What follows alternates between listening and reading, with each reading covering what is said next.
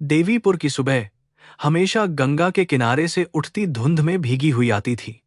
जैसे रात भर नदी ने अपने आंचल में गांव के दुख छिपाए हों और भोर होते ही उन्हें धीरे धीरे हवा में छोड़ रही हो। मंदिर की घंटी पहली बार बजती तो कच्ची गलियों में सोए कुत्ते करवट बदलते, बैलों की गर्दन की घंटियां हिलती और कुम्हारों के मोहल्ले में गीली मिट्टी की गंध सांसों में उतर जाती। उसी मोहल्ले के आखिरी घर में गौरी आंख खोलती, जहां दीवारें मिट्टी की थीं और छत हर बरसात में भगवान भरोसे टिकती थी। उसके जागने से पहले ही मिट्ठू जाग जाता था। हरे पंखों वाला वह तोता, जिसकी गर्दन पर लाल घेरा ऐसे चमकता जैसे किसी ने सिंदूर की पतली रेखा खींच दी हो, बांस के छोटे पिंजरे में एक पैर उठाए बैठा रहता और अंधेरे को चीरती आवाज में पुकारता, सावित्री, सावित्री। यह नाम सुनते ही गौरी की नींद टूट जाती, पर वह कभी झूंझलाती नहीं थी।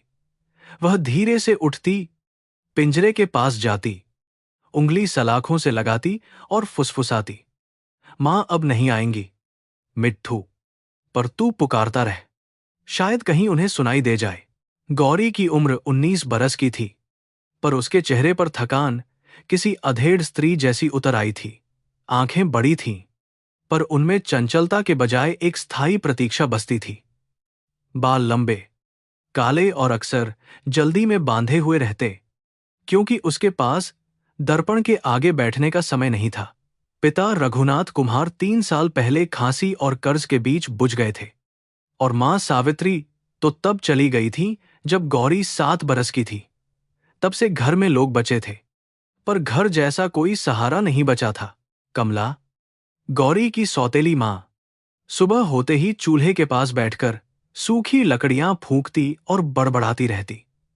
उसका चेहरा कठोर था, पर उस कठोरता के नीचे भूख, अपमान और विधवा होने की लंबी घिसाई छिपी थी। वह गौरी को अक्सर कोसती कि लड़की जात घर में रहे तो खर्च बढ़ाती है, जाए तो दहेज मांगती है। फिर भी जब बुखार में गौरी कांपती, कमला रात भर उसके माथे पर गीला कपड़ा रखती। दुनिया ने उसे कड़वा बनाया था, पर उसके भीतर बची मिठास वह खुद भी मानने को तैयार नहीं थी।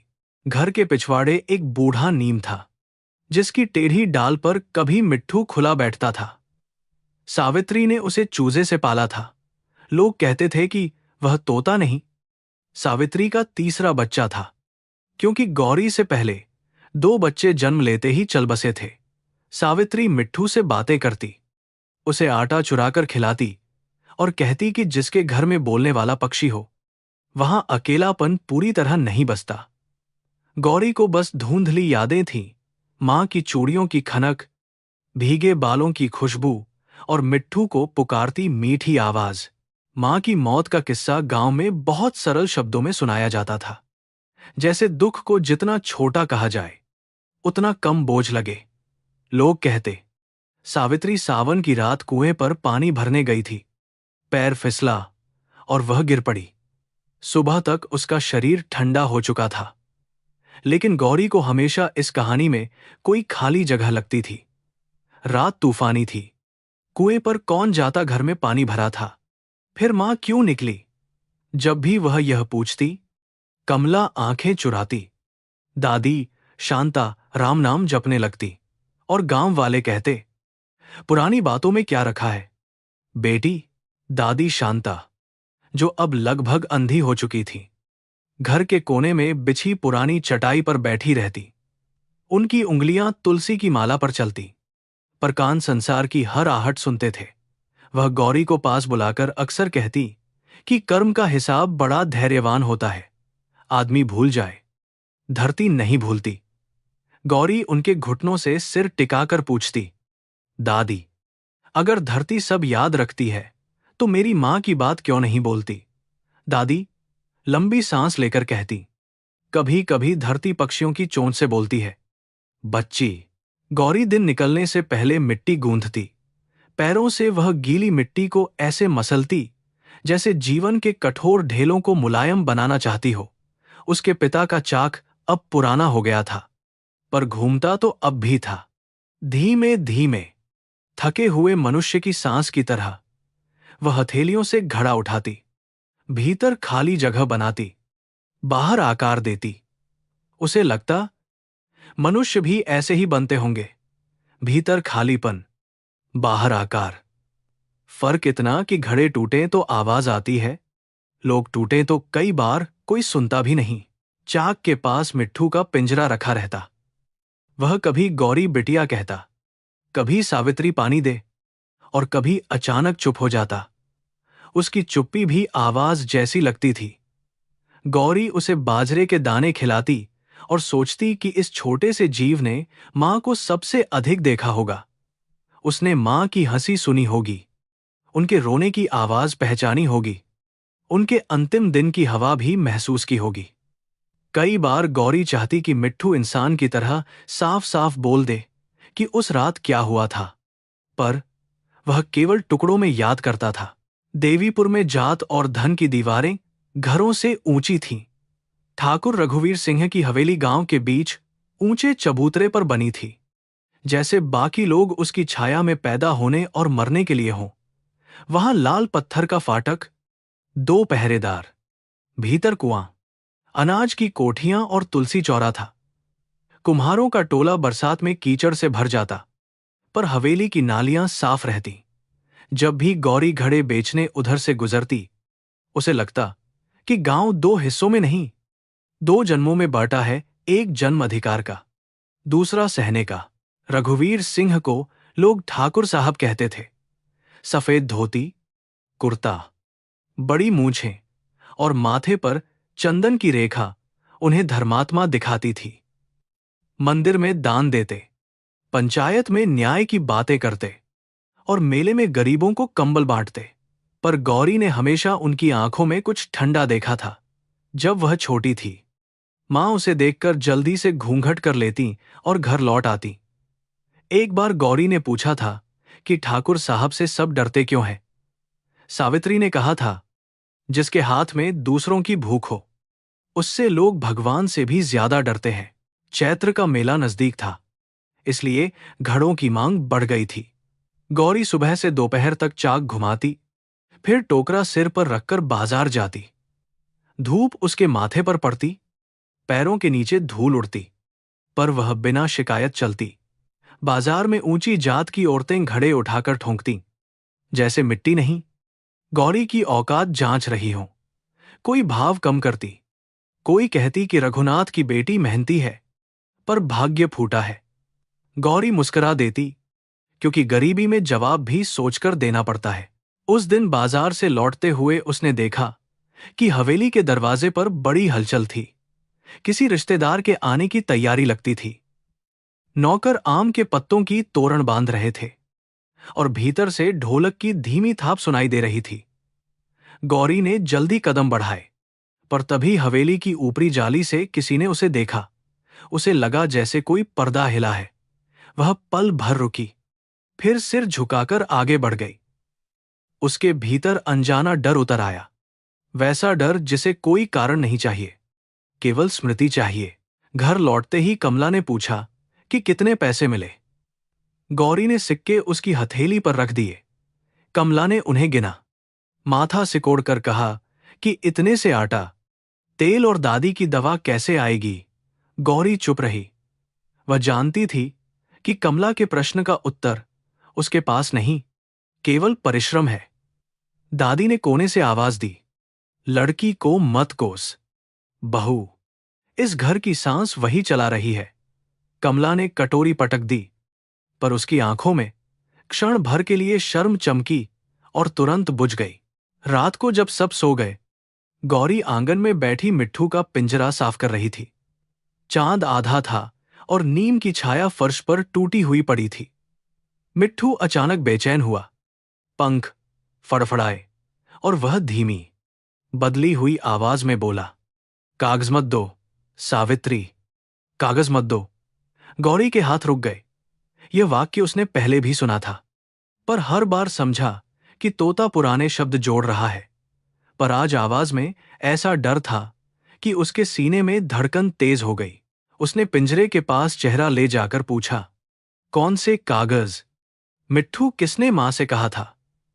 मिट्ठू ने गर्दन तिरछी की, आंखें चमकाईं, फिर एकदम शांत होकर अपने पंजे से लकड़ी कुरेदने लगा। गौरी को लगा जैसे किसी ने उसके सामने बंद दरवाजे पर हल्की चोट की हो और फिर भाग गया हो। वह देर तक बैठी रही, पर तोते ने कुछ नहीं कहा। नीम से सूखा पत्ता गिरा और वह चौंक उठी। उस रात उसे पहली बार लगा कि मां की मौत केवल कुएं का अंधेरा नहीं थी। नींद आई तो सपने में उसने मां को देखा। सावित्री भीगे कपड़ों में खड़ी थी, बाल चेहरे से चिपके हुए, हाथ में कोई कपड़ा या कागज दबाए। उनके पीछे कुआं था, जिसके पानी में चांद नहीं, लालटेन की लौ कांप रही थी। मां कुछ कहना चाहती थी, पर मुंह से मिट्ठू की आवाज निकलती थी, मत जाओ, कुएं के पास मत जाओ। गौरी नींद में ही रो पड़ी। जब उसकी आंख खुली, दादी उसके सिर पर हाथ फेर रही थीं और कमला दरवाजे से देख रही थी, जैसे डर और झुंझलाहट दोनों में फंसी हो। सुबह दादी ने उसे अपने पास बिठाया। उनकी आंखें धुंधली थीं, पर आवाज साफ थी। उन्होंने कहा कि सावित्री की मौत के बाद मिट्ठू कई दिनों तक खाना नहीं खाता था और रात रात भर वही टूटी बातें बोलता था। घर के पुरुष तब चुप करा देते, कहते कि पक्षी अपशकुन फैला रहा है। रघुनाथ भी डर गए थे, क्योंकि कर्ज ठाकुर के पास था। तेरे बाप ने बुराई नहीं की, दादी बोली, पर गरीब आदमी का डर भी कई बार पाप जैसा दिखता है। गौरी के भीतर पिता के लिए करुणा और पीड़ा साथ उठे। गौरी ने पूछा, दादी, मां के पास कौन से कागज थे? दादी ने माला रोक दी। बहुत देर तक केवल चूल्हे की राख में दबी चिंगारी की आवाज आती रही। फिर उन्होंने कहा कि सावित्री पढ़ी लिखी नहीं थी, पर रघुनाथ के पिता ने 1 बीघा जमीन उसके नाम लिखवाई थी, ताकि बुरे दिनों में घर बचा रहे।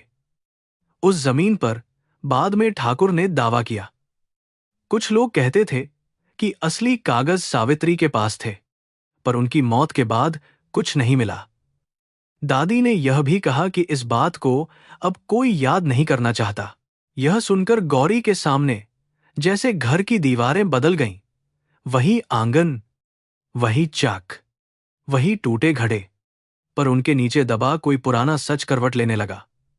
उसे याद आया कि मां कभी कभी कपड़ों की गठरी छिपाकर रखती थी, और जब पिता आते दोनों धीरे बोलते। वह बचपन में समझती थी कि बड़े लोग हमेशा धीमे बोलते हैं। अब लगा कि धीमे शब्द भी कभी कभी चीख से भारी होते हैं। उसने मिट्ठू को देखा, वह दाने चुग रहा था, पर बीच बीच में उसकी आंखें ऐसे उठती मानो वह सब सुन रहा हो। दिन भर काम करते हुए गौरी का मन भटकता रहा। घड़ा बनाते समय उसके हाथ कांपते, आकार बिगड़ जाता। कमला ने डांटा कि ऐसे मिट्टी बर्बाद करेगी तो भूख खाएगी। गौरी ने कोई उत्तर नहीं दिया, पर उसके मन में पहली बार डर से अधिक जिज्ञासा थी। शाम को वह पानी भरने पुराने कुएं तक गई, जिसे अब लोग कम इस्तेमाल करते थे। कुआं नीम और बबूल की झाड़ियों में घिरा था। उसकी जगत पर काई जमी थी। गौरी ने नीचे झांका तो काले पानी में अपना चेहरा नहीं, मां का चेहरा खोजने लगी। कुएं के पास खड़े होकर उसे लगा कि हवा अलग है, भारी और ठंडी। उसने हथेली से पत्थर छुआ, वही पत्थर जहां लोग कहते थे कि सावित्री का पैर फिसला था, पर पत्थर चौड़ा था, इतना भी चिकना नहीं कि कोई सावधान स्त्री यूं ही गिर पड़े। अचानक पीछे झाड़ी हिली। गौरी घबरा गई, पर केवल एक बकरी निकली। फिर भी उसके भीतर एक सिहरन दौड़ गई। वह पानी भरे बिना लौट आई। रास्ते में उसे लगा जैसे कोई पीछे पीछे चल रहा है, जबकि धूल में केवल उसके अपने पांवों के निशान थे। घर पहुंचते ही मिट्ठू ने पंख फैलाए और तेज आवाज में कहा, कुएं के पास मत जाओ, अंधेरा है। रघु शब्द बीच में टूट गया। गौरी के हाथ से लौटा गिर पड़ा। रघु, क्या वह रघुनाथ था, उसका पिता, या रघुवीर ठाकुर? उसने दोबारा सुनने की कोशिश की, पर मिट्ठू अब सामान्य स्वर में गौरी दाना बोल रहा था। कमला ने गिरा लौटा उठाते हुए डांटा, दिन ब दिन तेरी अक्ल उड़ रही है। एक तोता क्या बोल दे, तू भूत देखने लगती है। पर कमला की आवाज में भी डर की पतली दरार थी। उस रात दादी ने रामायण की पुरानी प्रति खोली। हालांकि वह पढ़ नहीं पाती थी। उन्होंने पन्नों पर हाथ फेरा और कहा कि सीता को अग्नि में उतरना पड़ा, द्रौपदी को सभा में पुकारना पड़ा और गरीब स्त्री को हमेशा अपनी सच्चाई साबित करनी पड़ती है। गौरी ने पूछा कि क्या सच बोलने से न्याय मिलता है? दादी मुस्कराई नहीं, केवल बोली, न्याय मनुष्य देर से देता है, पर कर्म का पहिया देर से सही घूमता जरूर है। बाहर नीम पर हवा चली और पिंजरे में मिट्ठू चुपचाप आंखें खोले बैठा रहा। गांव में अगले दिन एक और खबर फैल गई। ठाकुर हवेली में शहर से मेहमान आने वाले थे और पंचायत के लोग शाम को बुलाए गए थे। किसी ने कहा कि विक्रम बाबू के विवाह की बात चल रही है। किसी ने कहा कि शहर की पढ़ी लिखी लड़की से रिश्ता है। गौरी ने यह सब सुना और अपने काम में लगी रही। उसे क्या लेना था हवेली के विवाहों से? पर मिट्ठू उस सुबह अजीब बेचैन था। उसने दाने नहीं खाए, पानी नहीं पिया, बस सलाखों से चोंच मारता रहा, जैसे आने वाली आंधी को वह पहले से पहचानता हो। दोपहर ढलते समय हवेली का नौकर गणेश कुम्हारों के टोले में आया। उसके हाथ में लाल किनारी वाला साफा था, जो ठाकुर के घर से संदेश लाने वालों को दिया जाता था। कमला ने उसे देखते ही आंचल ठीक किया। दादी ने माला कसकर पकड़ ली और गौरी चाक के पास जमी रह गई। गणेश ने ऊंची आवाज में कहा कि ठाकुर साहब ने आज संध्या रघुनाथ कुम्हार के घरवालों को हवेली बुलाया है। कोई कारण नहीं बताया गया। वह चला गया, पर उसके पैरों की धूल देर तक आंगन में तैरती रही। कमला के चेहरे पर भय और आशा का अजीब मिश्रण था। उसने तुरंत गौरी को भीतर जाने को कहा, पुरानी साड़ी झाड़कर निकाली और बाल संवारने लगी। दादी ने धीमे स्वर में पूछा, बिना कारण ठाकुर गरीब को नहीं बुलाता। कमला झूंझलाई, हर बात में अपशकुन मत ढूंढो। अम्मा, शायद कर्ज की बात हो, शायद कोई काम मिल जाए। गौरी चुपचाप बैठी रही। मिट्ठू ने अचानक बहुत धीमे कहा, सावित्री, मत जा। और गौरी की रीढ़ में ठंड उतर गई। सूरज ढल रहा था, पर उसे लगा जैसे एक पुरानी रात फिर से लौट रही है। हवेली जाने की तैयारी में कमला के हाथ कांप रहे थे। फिर भी वह अपने डर को आशा का नाम देने की कोशिश कर रही थी। उसने गौरी के बालों में तेल लगाया, पुरानी नीली साड़ी के किनारे को पानी से सीधा किया और बार बार कहती रही कि ठाकुर के घर बुलावा अपमान नहीं, भाग्य होता है। गौरी चुप बैठी रही, जैसे शरीर वहीं हो और मन कुएं की भीगी जगत पर लौट गया हो। दादी शांता दरवाजे के पास बैठी थी।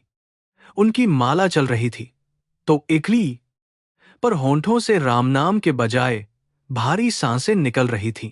जब तीनों हवेली की ओर चलीं, मिट्ठू का पिंजरा गौरी ने साथ उठा लिया। कमला ने पहले मना किया, कहा कि ठाकुर के आंगन में तोता ले जाना बेअदबी होगी, पर गौरी ने पहली बार उसकी बात काट दी। उसने धीमे कहा कि मां की निशानी घर में अकेली नहीं छोड़ेगी। कमला ने आंखें तरेरी, पर दादी ने बीच में कहा, जिसे अपने साथ लेकर लड़की को साहस मिलता है, उसे रोकना पाप है। रास्ते में कई लोग उन्हें देखते रहे। गरीब घर की औरतें जब हवेली जाती हैं तो गांव की आंखें भी उनके पीछे पीछे चलती हैं। हवेली का फाटक खुला तो भीतर की रोशनी ने गौरी की आंखें चूंधिया दी। आंगन में सफेद चूना बिछा था, बीच में तुलसी चौरा, चारों ओर पीतल के दिए और दीवारों पर पुराने ठाकुरों की तस्वीरें टंगी थीं।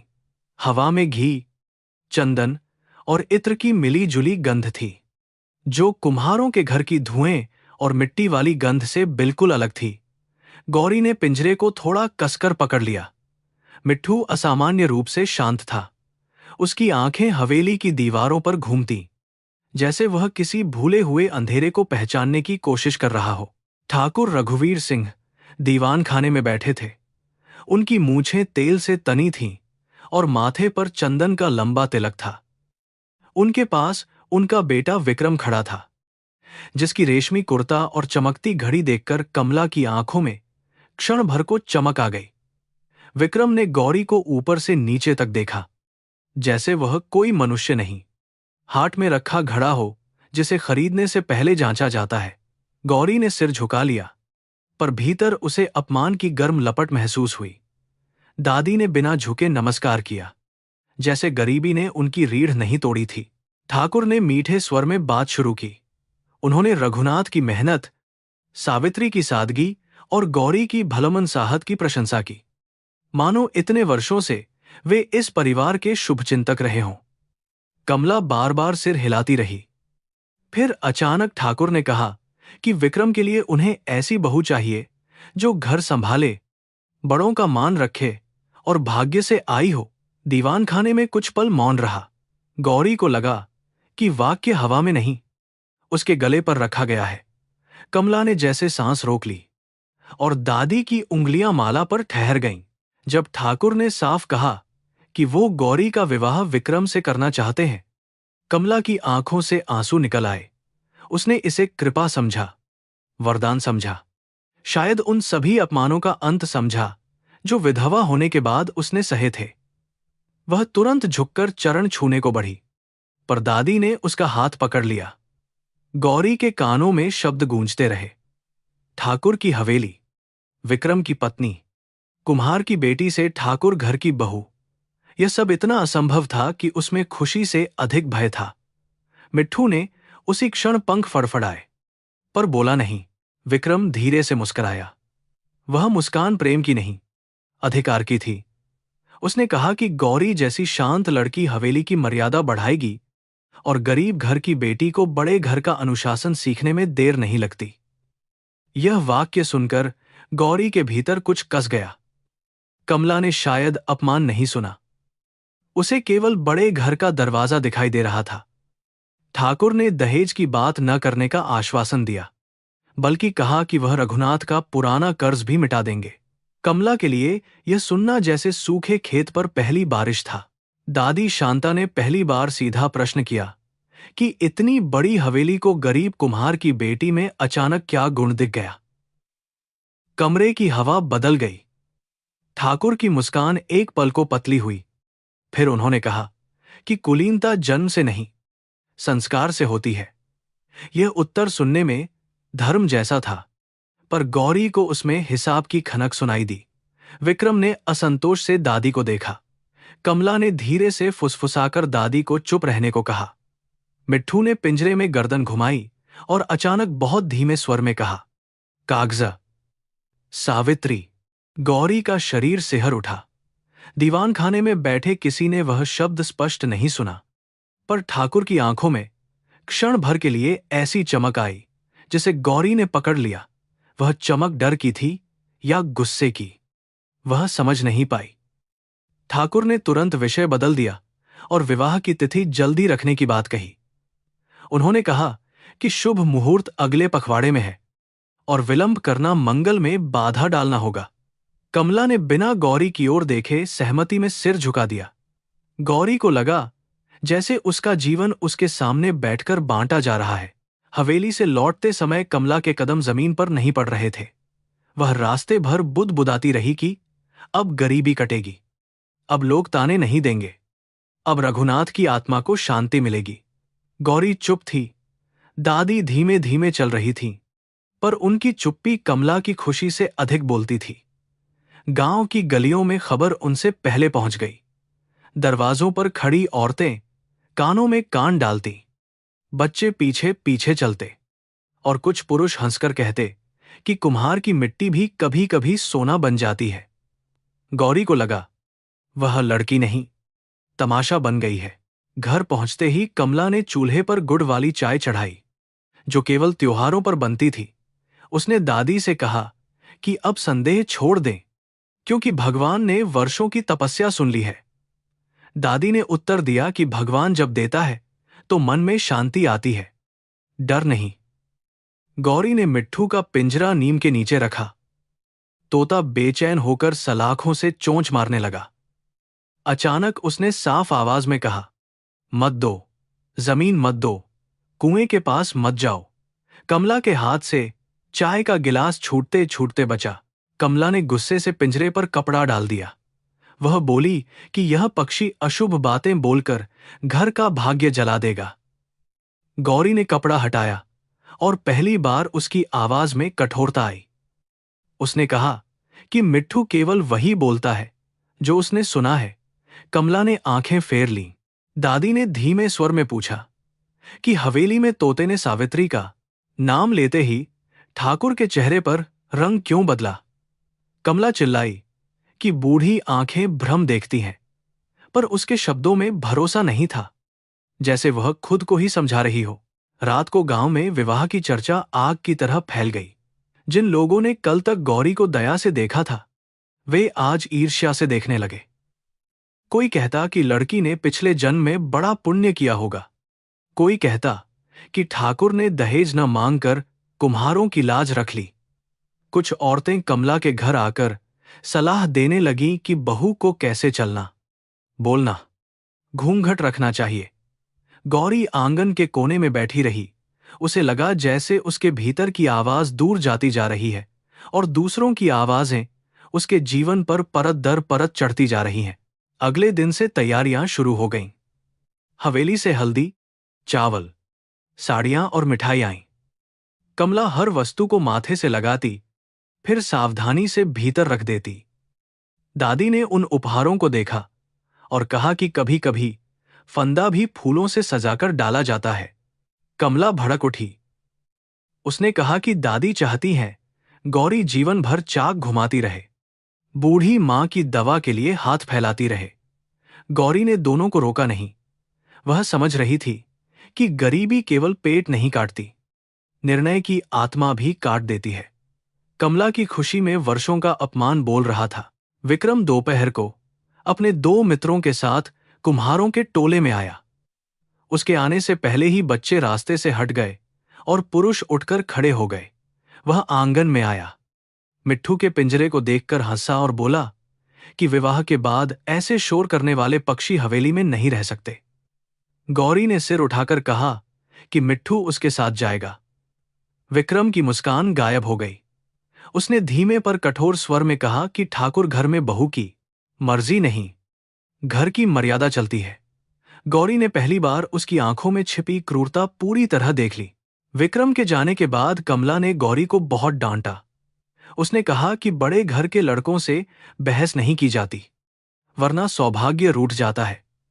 गौरी ने पूछा कि जो सौभाग्य मां की निशानी छीन ले, वह सौभाग्य है या सजा? कमला चुप रह गई, फिर रोने लगी। उसने कहा कि उसने जीवन भर फटी साड़ियों में अपमान खाया है, और अब जब एक दरवाजा खुला है, गौरी अपनी जिद से उसे बंद कर देगी। गौरी का मन पिघला, पर भय नहीं गया। उसने मां की तस्वीर के सामने दीपक जलाया और बहुत देर तक बैठी रही। उस रात मिट्ठू ने भोजन नहीं खाया। वह पिंजरे में इधर उधर चक्कर काटता रहा और बीच बीच में अपना सिर सलाखों से टकराता। गौरी ने पिंजरा खोलकर उसे बाहर निकाला। तोता उसके कंधे पर आ बैठा और अपनी चोंच उसके कान के पास ले गया। बहुत धीमे, लगभग फुसफुसाहट जैसी आवाज में उसने कहा, रघु नहीं, रघुवीर, मत मारो। गौरी की सांस अटक गई। शब्द स्पष्ट थे, पर इतने भयानक कि मन उन्हें स्वीकार करने से डर रहा था। उसने दादी की ओर देखा। दादी की बंद आंखों से आंसू बह रहे थे। सुबह गौरी ने अपनी सहेली आशा से मिलने का निश्चय किया। आशा चमार बस्ती की लड़की थी और हवेली में झाड़ू पोंछा करती थी। दोनों बचपन से साथ खेली थीं, पर जात की दीवार ने उनकी मित्रता को हमेशा छिपाकर रखा। गौरी उसे तालाब के पीछे मिली, जहां कपड़े धोने वाली औरतों की आवाज दूर से आती थी। आशा ने विवाह की बात सुनी थी और वह खुश नहीं, चिंतित थी। उसने कहा कि हवेली में पिछले हफ्ते ठाकुर और मुंशी किसी पुराने कागज को लेकर बहुत परेशान थे। सावित्री का नाम भी उसने सुना था, पर पूरा नहीं समझ पाई। आशा की बात सुनकर गौरी का चेहरा पीला पड़ गया। उसने मिट्ठू के शब्द बताए तो आशा ने कांपते हुए हाथ से उसका मुंह ढंक दिया। उसने चारों ओर देखा और कहा कि दीवारों के भी कान होते हैं, खासकर ठाकुर की दीवारों के। आशा ने बताया कि हवेली के पुराने भंडारघर में एक लोहे का संदूक है, जिसे किसी को छूने नहीं दिया जाता। पिछले दिनों ठाकुर ने मुंशी से कहा था कि विवाह जल्दी होना चाहिए, वरना लड़की के घर का पक्षी मुसीबत बन सकता है। यह सुनकर गौरी को लगा कि उसके पैरों के नीचे की मिट्टी खिसक गई है। गौरी ने पूछा कि क्या आशा ने सचमुच पक्षी का जिक्र सुना था। आशा ने सिर हिलाया। उसकी आंखों में डर था, पर मित्रता उससे बड़ी थी। उसने कहा कि वह गरीब है, छूने से लोग अपवित्र हो जाते हैं, पर उसकी आंखें झूठ नहीं बोलती। गौरी ने उसका हाथ पकड़ा, पहली बार खुले में, बिना जाति के डर के। दोनों के बीच चुप्पी में एक प्रतिज्ञा बन गई। गौरी ने समझ लिया कि यह विवाह केवल विवाह नहीं है, कोई पुराने कागज, कोई पुराना अपराध और उसकी मां की टूटी आवाज सब इस रिश्ते की डोरी में बंधे हुए हैं। घर लौटते समय गौरी मंदिर के सामने रुक गई। हनुमान जी की मूर्ति पर सिंदूर चढ़ा था। पीपल के नीचे तेल के दिए जल रहे थे। उसने आंखें बंद कीं और मन ही मन मां से पूछा कि क्या उसे यह विवाह स्वीकार कर लेना चाहिए ताकि घर बच जाए, या सच खोजने के लिए सबका क्रोध सहना चाहिए। भीतर से कोई उत्तर नहीं आया, पर मंदिर की सीढ़ियों पर बैठी एक बूढ़ी विधवा ने कहा, बेटी, डर में लिया गया निर्णय कभी मंगल नहीं होता। गौरी ने चौंककर उसे देखा।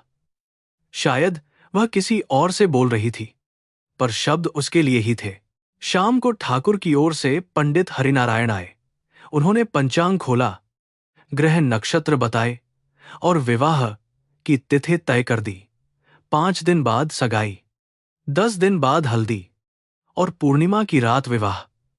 कमला ने प्रसन्न होकर उनके पैर छुए। दादी चुप रहीं। गौरी ने पंडित जी के चेहरे को ध्यान से देखा। वह बेचैन थे, जैसे कोई मंत्र पढ़ते समय भीतर से अटक रहा हो। जाते जाते उन्होंने गौरी को अलग से देखा और बहुत धीमे कहा, कुछ प्रश्न समय से पहले मत पूछो बेटी। यह चेतावनी थी या दया, गौरी समझ न सकी। उस रात आंगन में नीम की छाया और गहरी लगी। कमला विवाह के कपड़ों को बार बार तह कर रही थी। दादी राम नाम जप रही थी और गौरी मिट्ठू को सीने से लगाए बैठी थी। तोता अब शांत था, पर उसकी धड़कन तेज महसूस होती थी। दूर हवेली की दिशा से ढोलक की धुन आ रही थी, जैसे किसी उत्सव का अभ्यास चल रहा हो। गौरी को लगा कि वे ढोलकें उसके लिए नहीं, किसी पुराने सच को दफनाने के लिए बज रही हैं। उसने मिट्ठू से कहा, जो भी देखा है मुझे बताना, मैं अब डरकर चुप नहीं रहूंगी। मिट्ठू ने उसकी उंगली को हल्के से चोंच मारी, फिर आंखें मूंद लीं। कुछ देर बाद उसने सावित्री की आवाज जैसी नकल में कहा, मेरी गौरी को मत छूना। यह वाक्य सुनते ही गौरी टूटकर रो पड़ी। इतने वर्षों बाद मां की रक्षा करती आवाज जैसे पिंजरे से निकलकर उसके सिर पर हाथ फेर रही थी। दादी धीरे से पास आईं और बोलीं कि जब मरी हुई मां पक्षी की जुबान से बोलने लगे, तो समझ लेना कि अन्याय अपनी सीमा पार कर चुका है। गौरी ने आंसू पोंछे।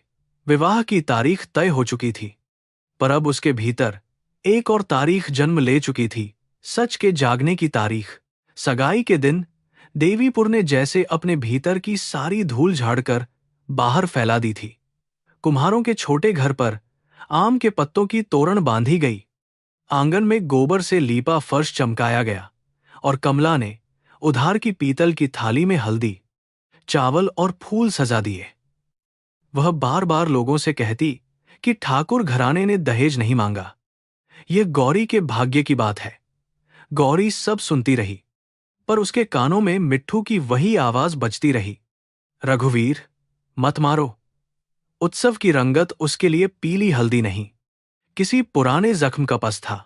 औरतें आईं, गीत गाने लगीं, पर उनके गीतों में शुभकामना से अधिक कौतूहल था। कोई गौरी की आंखों को देखती और कहती कि दुल्हन को इतना उदास नहीं रहना चाहिए। कोई कमला से पूछती कि सचमुच दहेज कुछ नहीं देना पड़ेगा क्या। दादी शांता कोने में बैठी थीं। उनकी पीठ झुकी थी, पर चेहरा कठोर। मिट्ठू का पिंजरा नीम के नीचे रखा था। वह आज असामान्य रूप से जागृत लग रहा था, जैसे हर आवाज को पकड़कर भीतर तौल रहा हो। गौरी ने कई बार चाहा कि वह चुप रहे, पर मन में यही भी चाहा कि वह बोल उठे। विक्रम अपने रिश्तेदारों के साथ आया तो ढोलक की थाप तेज हो गई। उसके कपड़े महंगे थे, हाथ में सोने की अंगूठी चमक रही थी और चेहरे पर वह आत्मविश्वास था जो जन्म से अधिकार पाकर आता है। उसने गौरी को देखा, फिर पिंजरे को देखा। उसके होंठों पर व्यंग्य की रेखा उभरी। उसने धीमे कहा, अब भी इसे साथ रखोगी हवेली में, यह तमाशा नहीं चलेगा। गौरी ने कोई उत्तर नहीं दिया, पर उसकी उंगलियां पिंजरे की सलाखों पर टिक गईं। मिट्ठू ने विक्रम को घूरा और बहुत हल्के से बोला, मत छूना। कमला तुरंत आगे बढ़ी और हंसकर बात संभालने लगी। उसने कहा कि लड़की को बचपन की चीजों से मोह होता है, विवाह के बाद सब समझ जाएगी। विक्रम ने गौरी के पास आकर सगाई की अंगूठी उठाई। आंगन में सबकी आंखें उस क्षण पर टिक गईं। गौरी का हाथ आगे बढ़ा, पर भीतर वह जैसे किसी अदृश्य रस्सी से बंध रही थी। तभी मिट्ठू ने पंख फड़फड़ाए और अचानक सावित्री की आवाज की नकल में चीखा, कागज मत दो, रघुवीर मेरी बेटी को छोड़ दो। आंगन में गीत एकदम टूट गए, जैसे ढोलक पर किसी ने पत्थर मार दिया हो। कुछ क्षण सबने सोचा कि उन्होंने गलत सुना है। फिर फुसफुसाहटें उठीं। तोते ने ठाकुर का नाम लिया। कमला का चेहरा राख जैसा हो गया। विक्रम का हाथ हवा में रुक गया। ठाकुर रघुवीर, जो चबूतरे पर सम्मान से बैठे थे, धीरे धीरे उठे। उनकी आंखों की शांति खिसक चुकी थी। उन्होंने कठोर स्वर में कहा कि पक्षी पुरानी सुनी सुनाई बातें जोड़ता है, ऐसे अपशकुन को विवाह के शुभ काम में स्थान नहीं देना चाहिए। पर आवाज में उतनी दृढ़ता नहीं थी जितनी उनके शब्दों में थी। गौरी ने पहली बार उन्हें भयभीत देखा। मिट्ठू शांत नहीं हुआ। उसने सलाखों से सिर टकराया, पंख फैलाए और फिर बोला, कुएं के पास मत जाओ, अंधेरा है, कागज दे दो। उसकी आवाज कभी सावित्री जैसी लगती, कभी किसी पुरुष की भारी छाया जैसी। औरतें पीछे हट गईं। कुछ ने अपने बच्चों को गोद में उठा लिया। पंडित हरिनारायण, जो मंत्र पढ़ने को बैठे थे, उनके हाथ से अक्षत की चुटकी गिर गई। दादी शांता ने आंखें बंद कर ली, पर उनके चेहरे पर डर नहीं, लंबे समय से प्रतीक्षित दुख का स्वीकार था। गौरी का शरीर कांप रहा था, पर भीतर कोई नींद खुल रही थी। विक्रम ने अचानक पिंजरे की ओर हाथ बढ़ाया। उसने दांत भींचकर कहा कि यह पागल पक्षी अभी चुप कराया जाएगा। गौरी ने पिंजरा उठाकर अपने सीने से लगा लिया। पहली बार उसने सबके सामने ऊंची आवाज में कहा, इसे कोई हाथ नहीं लगाएगा। यह सुनते ही आंगन में नया मौन फैल गया। कुम्हार की बेटी ने ठाकुर घराने के बेटे को रोका था। कमला ने भय से गौरी का आंचल पकड़ा, पर गौरी ने हाथ छुड़ा लिया। विक्रम की आंखों में अपमान की आग जल उठी। उसने कहा कि बहू बनने से पहले ही इतनी जबान है तो बाद में क्या होगा। ठाकुर ने स्थिति को संभालने की कोशिश की। उन्होंने सबको प्रसाद लेने, गीत फिर शुरू करने और पक्षी को भीतर बांधने को कहा। पर अब उत्सव का शरीर बचा था, आत्मा मर चुकी थी। लोग एक दूसरे से नजरें चुराते, पर कान खुले रखते। गौरी ने पंडित हरिनारायण के चेहरे पर पसीने की बूंदें देखीं। उसे आशा की बात याद आई, पुराना संदूक, कागज, जल्दी विवाह। उसने अचानक समझा कि यह सगाई केवल उसका जीवन बांधने की रस्म नहीं, सच की गर्दन दबाने की कोशिश थी।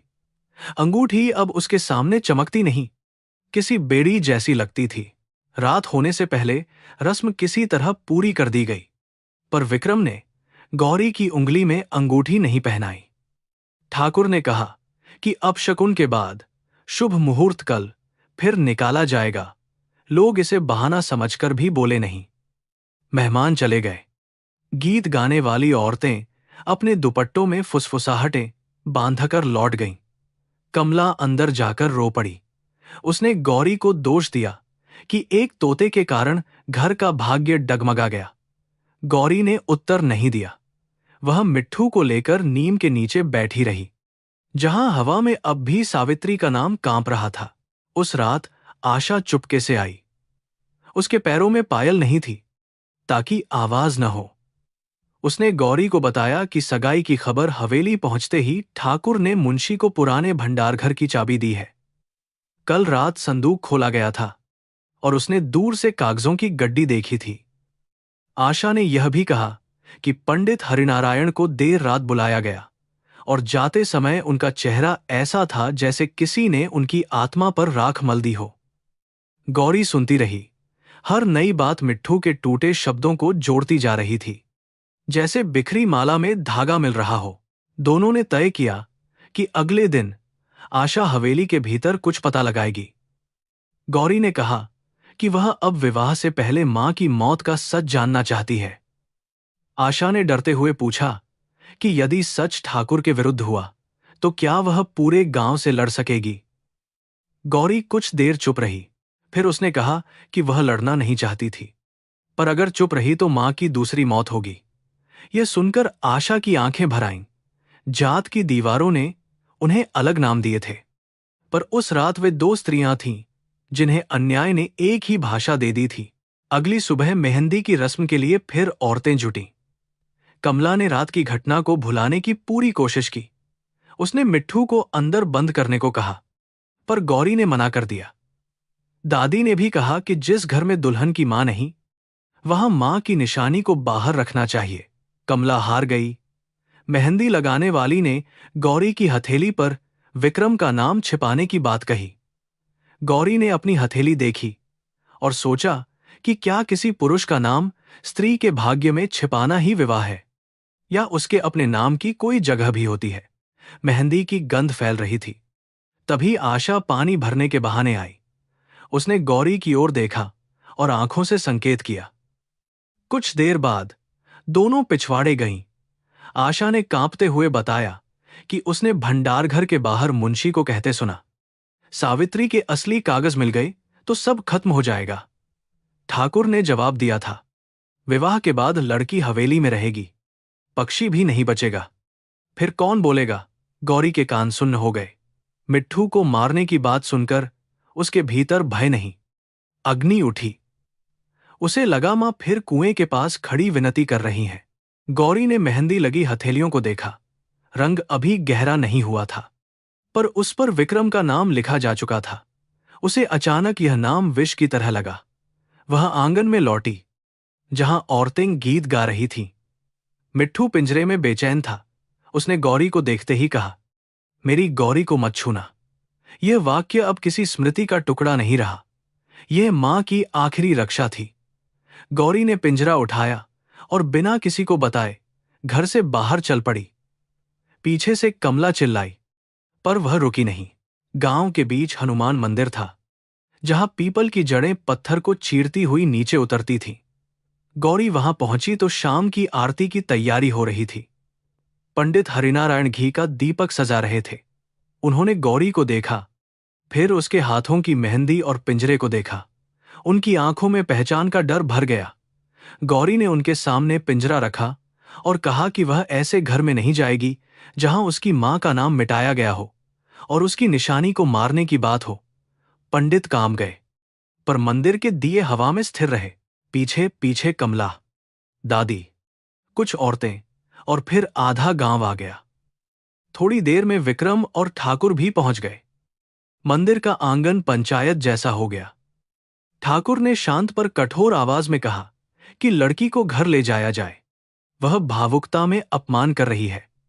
विक्रम ने कहा कि विवाह से पहले ही यह नाटक है तो वह इसे सबक सिखा देगा। गौरी ने पहली बार सीधा उत्तर दिया, मैं तुम्हारी वस्तु नहीं हूं। यह वाक्य मंदिर की घंटी से भी अधिक स्पष्ट सुनाई दिया। कुछ लोगों ने सिर झुका लिया, जैसे ऐसी बात सुनना भी अपराध हो। ठाकुर ने पंडित को आदेश दिया कि वह समझाएं। पंडित हरिनारायण ने शास्त्र की बातें शुरू करनी चाहिए, पर उनकी आवाज टूट गई। गौरी ने अचानक पिंजरा खोला। मिट्ठू बाहर आया। उसके कंधे पर बैठा और अपनी चोंच से उसकी मेहंदी लगी उंगली छुई। गौरी ने मंदिर की मूर्ति के सामने खड़े होकर कहा कि यदि विवाह केवल रक्षा, विश्वास और सत्य का व्रत है, तो वह आज इस जीव को अपना साक्षी मानती है। वह उस घर से विवाह नहीं करेगी जो उसकी मां की आवाज से डरता है। लोग पहले समझे नहीं, फिर शोर उठ गया। किसी ने चिल्लाकर कहा कि लड़की पागल हो गई है। कोई बोला कि तोते से विवाह कर रही है। कमला ने सिर पीट लिया, पर गौरी की आंखों में आंसू थे, पागलपन नहीं। उसने मिट्ठू के पैर में अपनी मेहंदी का धागा बांधा, फिर अपने गले से मां की पुरानी काली मणियों की माला उतारकर पिंजरे की लकड़ी पर लटका दी। उसने कहा कि यह विवाह मनुष्य और पक्षी का नहीं, एक बेटी और अपनी मां की बची हुई आवाज का व्रत है। पर भीड़ को प्रतीक नहीं समझ आया। भीड़ को केवल तमाशा दिखाई दिया। विक्रम क्रोध से आगे बढ़ा और मिट्ठू को पकड़ने की कोशिश की। मिट्ठू उड़कर हनुमान जी की मूर्ति के ऊपर जा बैठा और अचानक जोर से बोला, रघुवीर, कुएं में मत धकेलो। यह सुनते ही मंदिर का शोर एक पल को पत्थर बन गया। ठाकुर का चेहरा रक्तहीन हो गया।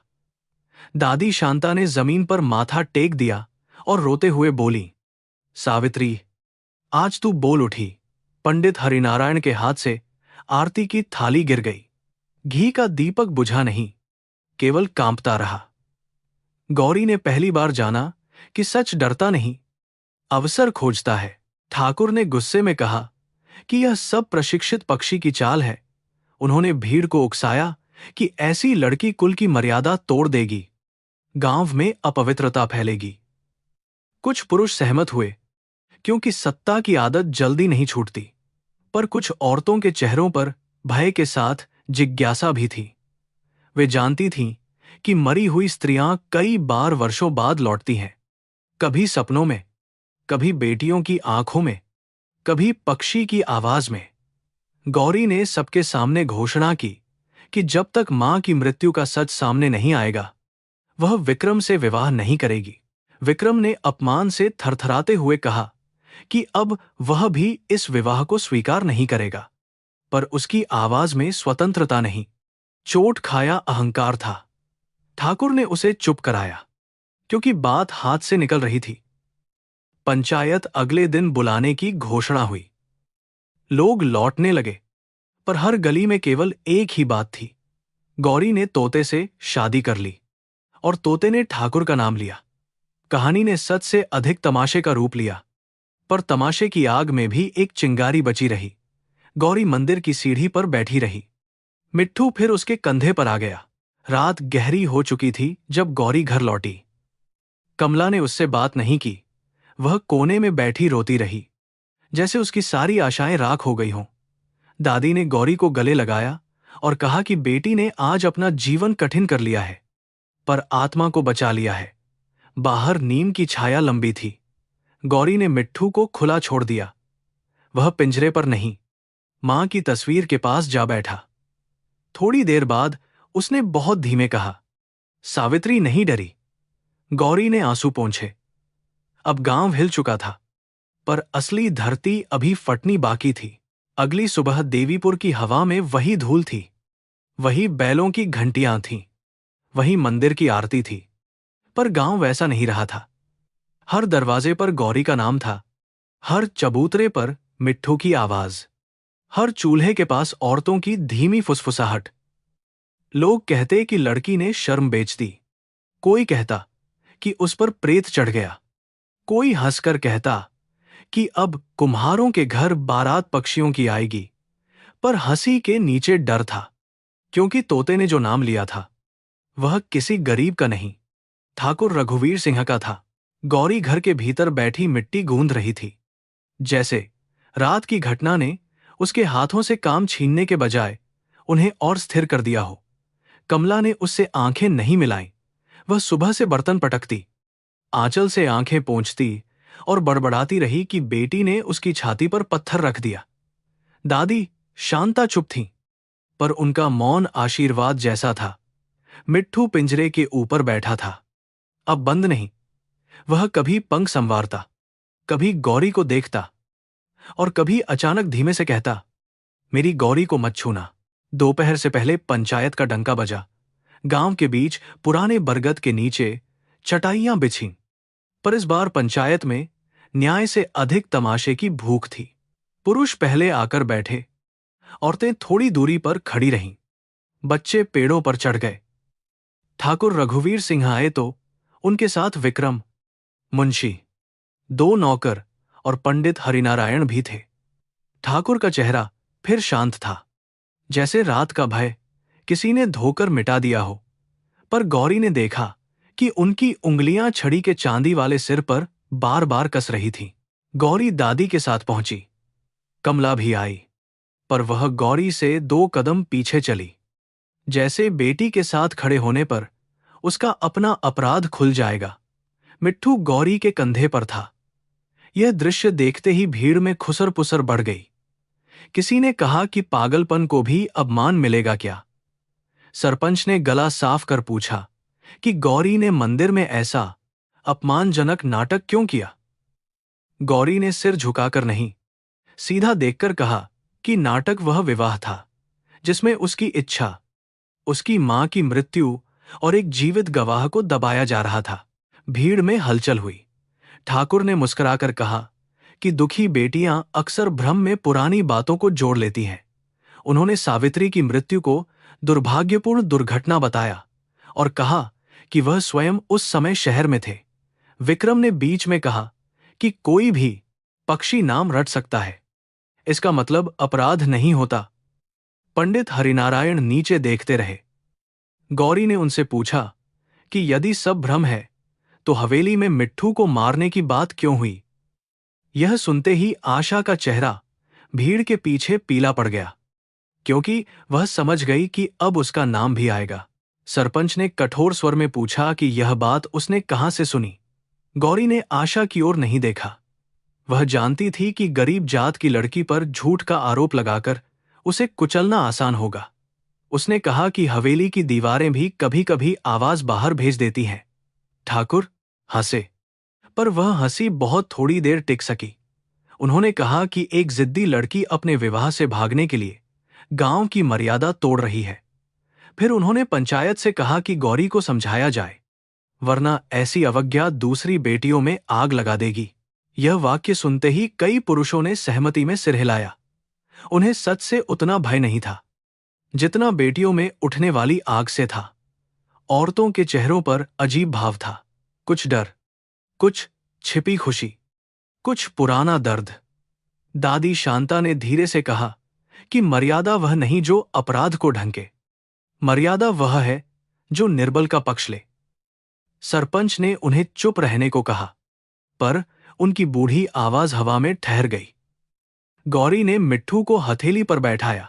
तोता चुप रहा। सच भी शायद भीड़ के सामने तुरंत नहीं बोलता। पंचायत ने निर्णय सुनाया कि गौरी को 3 दिन के भीतर ठाकुर परिवार से क्षमा मांगनी होगी और विवाह के लिए सहमति देनी होगी। नहीं तो उसके परिवार को सामाजिक बहिष्कार झेलना पड़ेगा। इसका अर्थ था कोई पानी नहीं देगा, कोई चाक के घड़े नहीं खरीदेगा, कोई काम नहीं देगा। कमला यह सुनते ही कांप गई। वह घर लौटते समय फूटकर बोली कि भूख से मरना सत्य की पूजा नहीं है।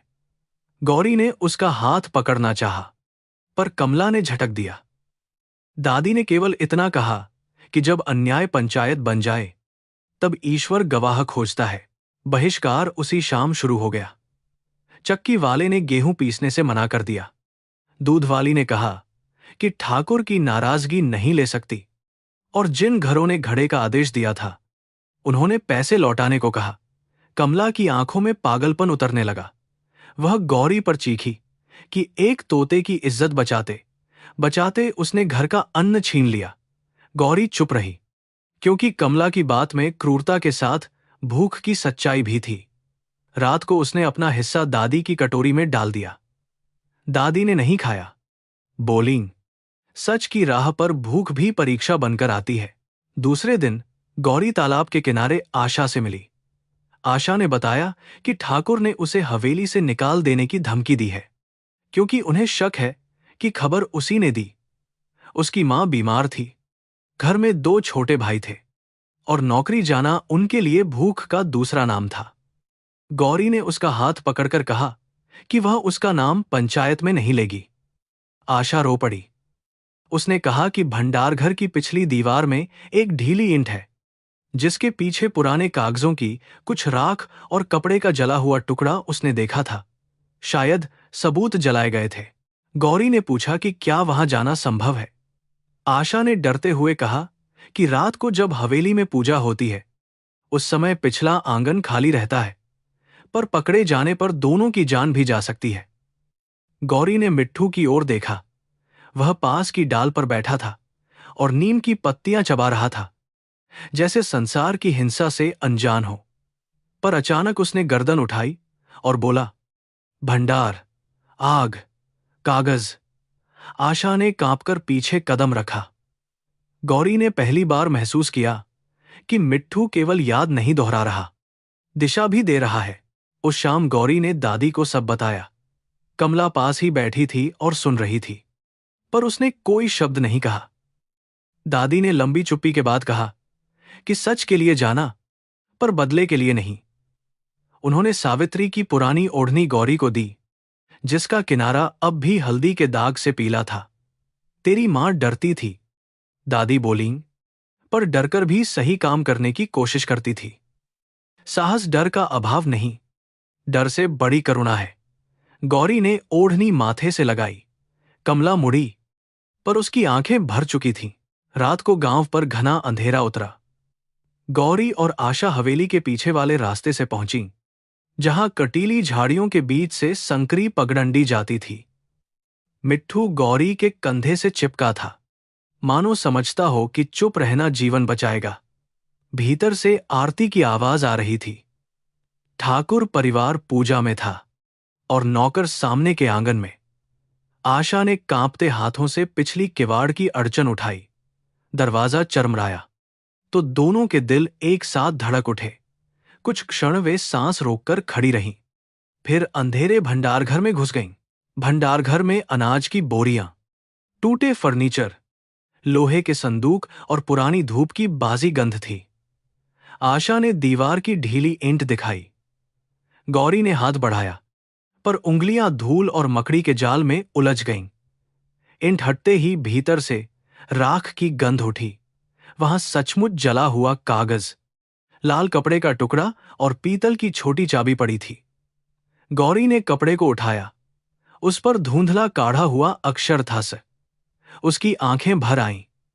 यह सावित्री की गठरी का हिस्सा हो सकता था, वही जिसमें कागज छिपे थे। तभी बाहर किसी के कदमों की आहट हुई। आशा ने गौरी का हाथ दबाया। दोनों बोरियों के पीछे छिप गईं। दरवाजा खुला और मुंशी भीतर आया। उसके साथ विक्रम था। विक्रम गुस्से में कह रहा था कि एक गरीब लड़की ने पूरे गांव में उनका तमाशा बना दिया है और पिता अब भी उसे डराकर चुप कराने की सोच रहे हैं। मुंशी ने कहा कि असली खतरा लड़की नहीं, पक्षी है। उसने यह भी कहा कि अगर सावित्री वाले कागज का कोई हिस्सा बचा है तो उसे आज ही खत्म कर देना चाहिए। गौरी की मुट्ठी में पकड़ा लाल कपड़ा कांपने लगा। विक्रम ने पूछा कि क्या उसके पिता ने सचमुच सावित्री को कुएं तक बुलाया था। मुंशी ने घबराकर कहा कि पुरानी बातों को खोदना ठीक नहीं, यह आधा उत्तर ही काफी था। विक्रम कुछ देर चुप रहा, फिर बोला कि वह अपने पिता जैसा नहीं बनना चाहता, पर अब पीछे हटना कमजोरी होगी। उसके स्वर में पहली बार अहंकार के साथ डर भी था। गौरी ने उसे मनुष्य की तरह पहली बार देखा, अपराधी नहीं, पर अपराध की छाया में पला हुआ। फिर भी वह जानती थी कि छाया भी घायल करती है, चाहे उसका स्रोत कोई और हो। कदमों की आहट दूर हुई तो दोनों बाहर निकलीं। आशा रो रही थी। उसने कहा कि अब सब साफ है, पर सबूत कहाँ है। गौरी ने लाल कपड़ा और जला कागज अपनी ओढ़नी में बांध लिया। कागज का अधिकांश भाग राख था, पर एक कोने पर जमीन का नक्शा और रघुनाथ के पिता का नाम अध जला बचा था। यह पूरा प्रमाण नहीं था, पर अंधेरे में पहली लौ था। मिट्ठू ने अचानक बहुत धीमे कहा, नीम के नीचे? नहीं, पूजा घर। गौरी समझ नहीं पाई, पर उसे लगा कि मां की स्मृति अभी पूरी खुली नहीं है। घर लौटते समय वे पुराने कुएं के पास से गुजरी। चांद बादलों में छिपा था। मिट्ठू अचानक बेचैन हो उठा और गौरी के कंधे से उड़कर कुएं की जगत पर बैठ गया। उसने पंख फैलाए, फिर वही आवाज निकाली जो न सावित्री की थी, न उसकी अपनी कागज दे दे। सावित्री, वरना लड़की। गौरी के पैरों से शक्ति चली गई। आशा ने उसे थाम लिया। कुएं का अंधेरा अब केवल पानी नहीं था, वह धमकी, विनती और गिरती देह की स्मृति से भरा था। गौरी ने पहली बार वहीं बैठकर मां के लिए रोने की अनुमति खुद को दी। सुबह होते ही खबर फैल गई कि गौरी रात को हवेली के पीछे देखी गई थी। किसी ने स्पष्ट नहीं देखा था, पर संदेह ही गरीब को दोषी बना देता है। ठाकुर के नौकर घर आए और कमला को धमकाकर गए कि यदि लड़की ने फिर हवेली की ओर कदम बढ़ाया तो घर उजड़ जाएगा। कमला ने उनके जाने के बाद गौरी को थप्पड़ मार दिया। थप्पड़ में क्रोध से अधिक भय था। गौरी ने गाल पर हाथ रखा, पर आंसू नहीं निकाले। कमला खुद टूटकर बैठ गई और बोली, मैं बुरी नहीं हूं गौरी, बस भूखी जिंदगी से डरती हूं। यह सुनकर गौरी का मन पिघल गया। उसने पहली बार कमला को मां कहने की कोशिश की, पर शब्द गले में अटक गया। वह उसके पास बैठी और बोली कि डर से बचने के लिए अगर वे झूठ में जिएंगी तो भूख से भी बड़ी आग लगेगी। कमला ने सिर झुका लिया। उसने स्वीकार किया कि सावित्री की मृत्यु के बाद रघुनाथ कई रात जागते थे और कहते थे कि कर्ज ने उनकी जुबान बांध दी। कमला तब नई नई घर आई थी। उसे पूरा सच नहीं मालूम था, पर वह जानती थी कि घर में किसी कागज की बात छिपाई जाती थी। दोपहर को पंडित हरिनारायण स्वयं आए। उनका चेहरा थका हुआ था। उन्होंने आंगन में प्रवेश करते ही मिट्ठू को देखा और ठिठक गए। गौरी ने उन्हें बैठने को कहा। बहुत देर तक वे चुप रहे। फिर बोले कि मनुष्य कई बार पाप स्वयं नहीं करता, पर पाप के सामने चुप रहकर उसका हिस्सा बन जाता है। उन्होंने सीधे कुछ नहीं कहा, पर इतना बताया कि सावित्री की मृत्यु वाली रात उन्हें भी हवेली बुलाया गया था। उनसे कहा गया था कि मृत्यु को दुर्घटना लिखवाना ही गांव की शांति के लिए आवश्यक है। उनके हाथ कांप रहे थे, पर स्वीकार अभी अधूरा था। गौरी ने उनसे पूछा कि क्या वह पंचायत में सच कहेंगे। पंडित की आंखें भर आईं। उन्होंने कहा कि सत्य केवल बोलने से नहीं आता, उसे बोलने वाले को सब कुछ खोने की तैयारी करनी पड़ती है।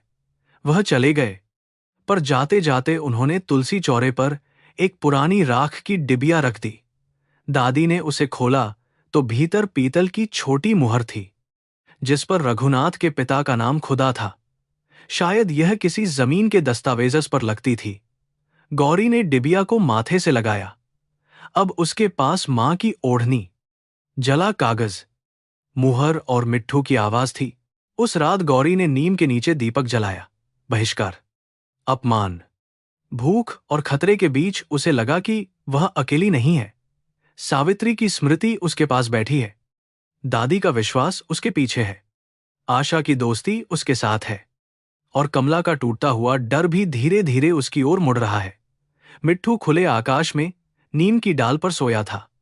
पिंजरा खाली पड़ा था, जैसे गौरी का जीवन भी अब बंद रहने से इनकार कर चुका हो। दूर हवेली में रोशनी जल रही थी, पर उसे पहली बार लगा कि अंधेरा वहां है, उसके घर में नहीं। सुबह से पहले मिट्ठू उड़कर उसके कंधे पर आया और कान के पास फुसफुसाया, पूजा घर, लाल डिब्बा सावित्री ने छिपाया। गौरी की आंख खुल गई। यह वाक्य टूटा नहीं था, जैसे लंबे अंधेरे के बाद स्मृति ने अपनी पूरी सांस ली हो। उसने दादी को जगाया। दादी ने कहा कि हवेली के पूजा घर में औरतों के अलावा किसी को पुराने बक्सों की सफाई याद नहीं रहती। शायद सावित्री ने सच वहां छिपाया हो, जहां पुरुष अपने पाप के बीच भी भगवान की मूर्ति के सामने अंधे हो जाते हैं। गौरी ने दीपक की लौ देखी। अगला कदम सबसे खतरनाक था, पर अब लौटना संभव नहीं था। गौरी ने उस सुबह कोई जल्दबाजी नहीं की। उसने चूल्हे की राख समेटी, दादी के लिए पतली रोटी सेंकी, कमला के सामने पानी रखा और फिर चुपचाप मिट्ठू को बाजरे के दाने खिलाए। भीतर उसका मन नदी की बाढ़ जैसा था, पर बाहर वह मिट्टी के घड़े जैसी शांत दिख रही थी। कमला ने उसकी आंखों में कुछ पढ़ लिया। उसने पूछा नहीं, केवल इतना कहा कि जिस रास्ते पर जा रही है वहां से लौटने का दरवाजा शायद न बचे। गौरी ने धीरे से उत्तर दिया कि मां के सच से बड़ा घर कोई नहीं होता।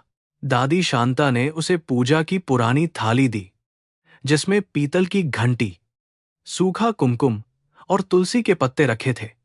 उन्होंने कहा कि हवेली में सीधी घुसने वाली गरीब लड़की चोर कहलाएगी, पर पूजा के नाम पर गई लड़की को लोग कुछ देर देखकर भी अनदेखा कर देंगे।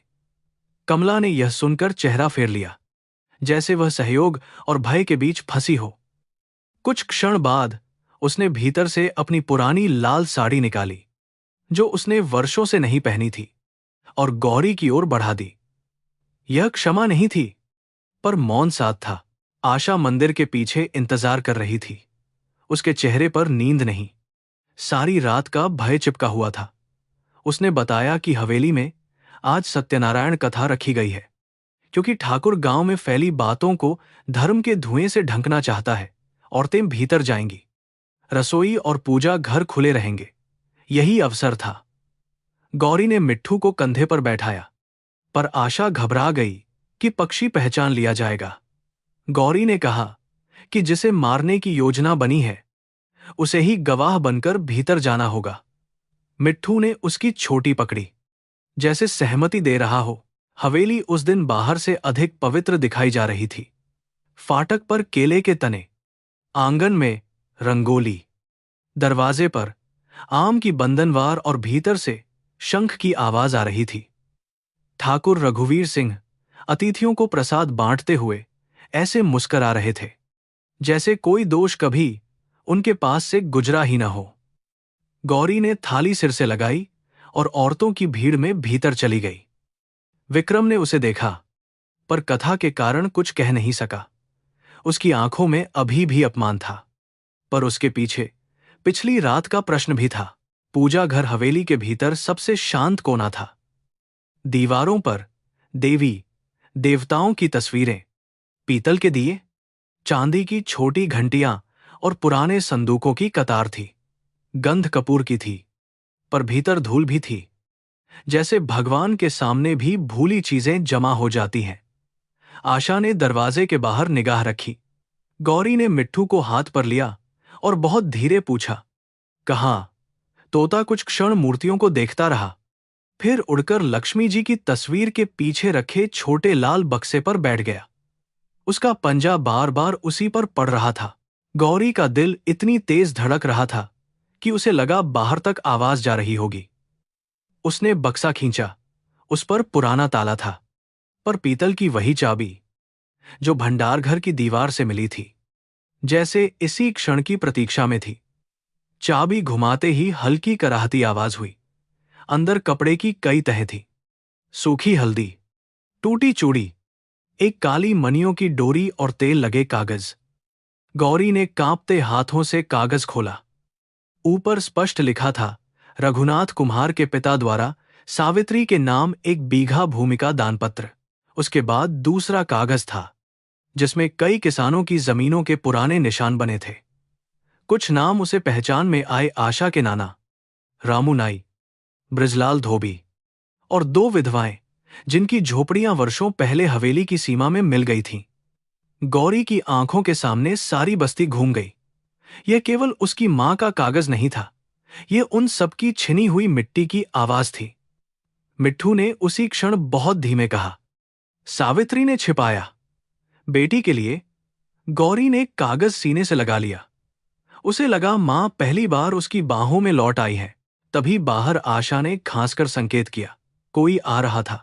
गौरी ने कागज ओढ़नी में बांधे, बक्सा बंद किया और मूर्तियों के आगे माथा टेकने का अभिनय करने लगी। दरवाजे पर ठाकुरानी नहीं, स्वयं ठाकुर रघुवीर खड़े थे। उनकी आंखें पहले गौरी पर, फिर मिट्ठू पर टिक गईं। पूजा घर में क्या कर रही हो? उन्होंने धीमे पूछा। गौरी ने थाली उठाकर कहा कि कथा के प्रसाद से पहले भगवान को प्रणाम करने आई है। ठाकुर कुछ पल उसे देखते रहे। उनकी दृष्टि में संदेह था, पर कथा के अतिथि पास थे। वह मुस्कुराए और रास्ता छोड़ दिया। गौरी बाहर आई तो उसके घुटने कमजोर हो रहे थे। आशा ने उसे सहारा दिया। दोनों रसोई की भीड़ से निकलकर पिछवाड़े पहुंची, पर जैसे ही वे दीवार पार करने वाली थी, विक्रम सामने आ गया। उसने गौरी की ओढ़नी की गांठ देख ली। उसकी आंखों में शंका चमकी। क्या छिपा रही हो? उसने हाथ बढ़ाया। गौरी पीछे हटी। आशा बीच में आ गई। विक्रम ने उसे धक्का दिया और आशा मिट्टी में गिर पड़ी। उसी क्षण मिट्ठू उड़कर विक्रम के चेहरे के पास फड़फड़ाया। विक्रम ने हाथ बचाने को उठाया और गौरी भाग निकली। गांव की पगडंडी पर दौड़ते समय गौरी को लगा कि मां की ओढ़नी उसके सीने पर नहीं, उसकी आत्मा पर बंधी है। पीछे से आवाजें आईं, पर वह रुकी नहीं। आशा भी किसी तरह उठकर उसके पीछे आई। दोनों पुराने नीम के पास पहुंची तो दादी पहले से खड़ी थी, जैसे उन्हें भीतर से आहट मिल गई हो। गौरी ने कागज उनके हाथ में रखे। दादी की अंधी आंखें पढ़ नहीं सकती थी, पर उंगलियों ने कागज की उम्र पहचान ली। उन्होंने उसे माथे से लगाया और रो पड़ी। कमला दरवाजे पर खड़ी थी। उसका चेहरा अपराध और आश्चर्य से खुला था। कागजों को पढ़ने के लिए वे मास्टर रमेश के घर गईं, जो गांव के स्कूल में शिक्षक थे और ठाकुर से डरते हुए भी भीतर से ईमानदार माने जाते थे। पहले तो उन्होंने दरवाजा बंद कर लेने को कहा, फिर तेल का दिया जलाकर पन्ने फैलाए। उनके चेहरे का रंग बदलता गया। उन्होंने बताया कि कागज असली लगते हैं, उन पर तहसील की पुरानी मुहरें हैं और कई जमीनें धोखे से ठाकुर के नाम चढ़ाई गई थीं। एक पन्ने पर सावित्री के हाथ का अंगूठा था, गवाह के रूप में। गौरी ने उस नीले निशान को छुआ और फूटकर रो पड़ी। मास्टर रमेश ने सावधानी से कहा कि यह मामला गांव की पंचायत से बड़ा है, तहसील और अदालत तक जाना पड़ेगा। पर पहले यह समझना होगा कि सावित्री इन कागजों को कैसे बचा लाई। दादी ने याद किया कि मृत्यु से 2 दिन पहले सावित्री हवेली गई थी, फिर लौटकर बहुत देर तक पूजा करती रही थी। शायद उसी दिन उसने पूजा घर के बक्से में कागज छिपाए, क्योंकि उसे लगा होगा कि घर में खोज होगी। कमला ने धीरे से कहा कि मृत्यु वाली रात रघुनाथ कांपते हुए लौटा था और बस इतना कहता रहा, मैं उसे बचा नहीं सका। यह वाक्य गौरी के भीतर तलवार की तरह उतरा। पिता की चुप्पी, उनका बीमार होना, उनकी आंखों का बुझा हुआ भय सब नए अर्थ लेने लगा। उसने कमला से पूछा कि पिता ने कभी ठाकुर का नाम लिया था क्या? कमला ने बहुत देर बाद स्वीकार किया कि नशे और बुखार में वह रघुवीर ने सब लिया बड़बड़ाते थे। उसने कभी पूछने की हिम्मत नहीं की। गरीबी ने उसे यही सिखाया था कि बड़े लोगों के नाम घर की दीवारों में भी धीमे लेने चाहिए। गौरी ने आंखें बंद कर लीं। सच मिल रहा था, पर हर टुकड़ा किसी प्रिय को दोषी या असहाय बना रहा था।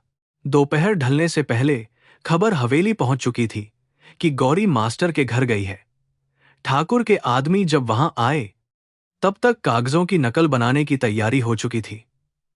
मास्टर रमेश ने एक लड़के को साइकिल से कस्बे भेज दिया था, जहां उनके मित्र वकील के पास प्रतिलिपि सुरक्षित रखी जा सके। गौरी को पहली बार समझ आया कि सत्य को केवल साहस नहीं, व्यवस्था भी चाहिए। मिट्ठू खिड़की पर बैठा था और बार बार कागजों की ओर देखता। ठाकुर के नौकर दरवाजा पीटते रहे, पर भीतर बैठे लोगों ने पहली बार भय को थोड़ी देर रोक लिया। शाम होते होते ठाकुर स्वयं आए। उनके साथ सरपंच, मुंशी और 2 पुलिस चौकीदार भी थे। उन्होंने आरोप लगाया कि गौरी ने हवेली से चोरी की है। मास्टर रमेश ने शांत स्वर में कहा कि यदि चोरी हुई है तो पहले यह सिद्ध हो कि कागज ठाकुर के थे। ठाकुर की आंखें लाल हो गईं। उन्होंने गौरी से कहा कि गरीब की बेटी को बड़े घर से में सन्नाटा फैल गया। चौकीदारों ने एक दूसरे को देखा, पर तुरंत कुछ नहीं बोले। ठाकुर ने क्रोध छिपाकर कहा कि वह मानहानि का मुकदमा करेंगे। तभी मिट्ठू खिड़की से उड़कर बीच में आ बैठा और बहुत साफ आवाज में बोला, कागज दे दे सावित्री, नहीं तो तेरी गौरी। फिर दूसरी आवाज में, भारी और कर्कश, धक्का दे कमरे की हवा जम गई। मुंशी का चेहरा पसीने से भीग गया। ठाकुर ने छड़ी उठाई, पर विक्रम, जो पीछे खड़ा था, अचानक आगे आ गया और छड़ी रोक ली। उसने पिता की ओर देखा। उस नजर में पहली बार पुत्र का अंधविश्वास नहीं, मनुष्य का संदेह था। विक्रम ने धीमे पूछा, बाबा, उस रात क्या हुआ था ठाकुर ने उसे डांटा कि वह औरतों और पक्षियों की बातों में आ रहा है, पर विक्रम पीछे नहीं हटा। उसने कहा कि उसने भंडार घर में मुंशी से जो सुना वह भी क्या झूठ था। मुंशी कांपने लगा। ठाकुर ने उसकी ओर घूरा और वह तुरंत चुप हो गया। फिर भी दरार पड़ चुकी थी। भीड़ में कुछ लोगों ने पहली बार अपनी जमीनों के नाम सुने। रामूनाई बोला कि उसके दादा की जमीन भी ऐसे ही कागजों में गायब हुई थी। बृजलाल धोबी ने भी सिर उठाया। अब मामला गौरी अकेली का नहीं रहा। मास्टर रमेश ने कागजों को ऊंची आवाज में पढ़ना शुरू किया। हर नाम के साथ भीड़ में कोई चेहरा कांपता, कोई बूढ़ा अपनी स्मृति से मिलान करता, कोई औरत अपनी छिनी हुई झोपड़ी याद करती। वर्षों से निजी दुख माने गए हाथ से एक बड़ी चाल में जुड़ने लगे। दादी ने जमीन पर बैठकर राम नाम जपा, पर अब वह जप शोक का नहीं, साक्षी का था। कमला दीवार से लगी खड़ी थी। उसके चेहरे पर लज्जा थी कि उसने बेटी को बेचने की सोची, और राहत भी कि बेटी बिकने से बच गई। ठाकुर ने अंतिम प्रयास किया। उन्होंने कहा कि पुराने कागजों से कुछ सिद्ध नहीं होता, और सावित्री की मौत पर चर्चा करना मृत स्त्री की आत्मा को अशांत करना है। गौरी ने पहली बार कठोर हंसी हंसी। उसने कहा कि अशांत आत्मा वह नहीं जो न्याय मांगे। अशांत वे होते हैं जो उसके नाम से डरते हैं। फिर वह पुराने कुएं की ओर चल पड़ी। भीड़ उसके पीछे हो ली। ठाकुर ने रोकना चाहा, पर अब लोग केवल उनकी आज्ञा नहीं सुन रहे थे। देवीपुर की धूल में उस शाम एक अजीब कंपन था, जैसे वर्षों से दबे पांव पहली बार जमीन पर पड़ रहे हों। कुएं के पास पहुंचकर गौरी ने मिट्ठू को जगत पर बैठाया। सूर्य डूब रहा था और पानी में लाल आकाश कांप रहा था। उसने मां की ओढ़नी खोली, कागज निकाले और सबके सामने कहा कि इसी जगह सावित्री को बुलाया गया था। मिट्ठू पहले चुप रहा, फिर उसने आंखें बंद कीं और टूटे टूटे पर साफ वाक्यों में बोलना शुरू किया। रघुवीर, जमीन गरीबों की है, मैं तहसील जाऊंगी, मेरी गौरी को छोड़ दो, धक्का मत।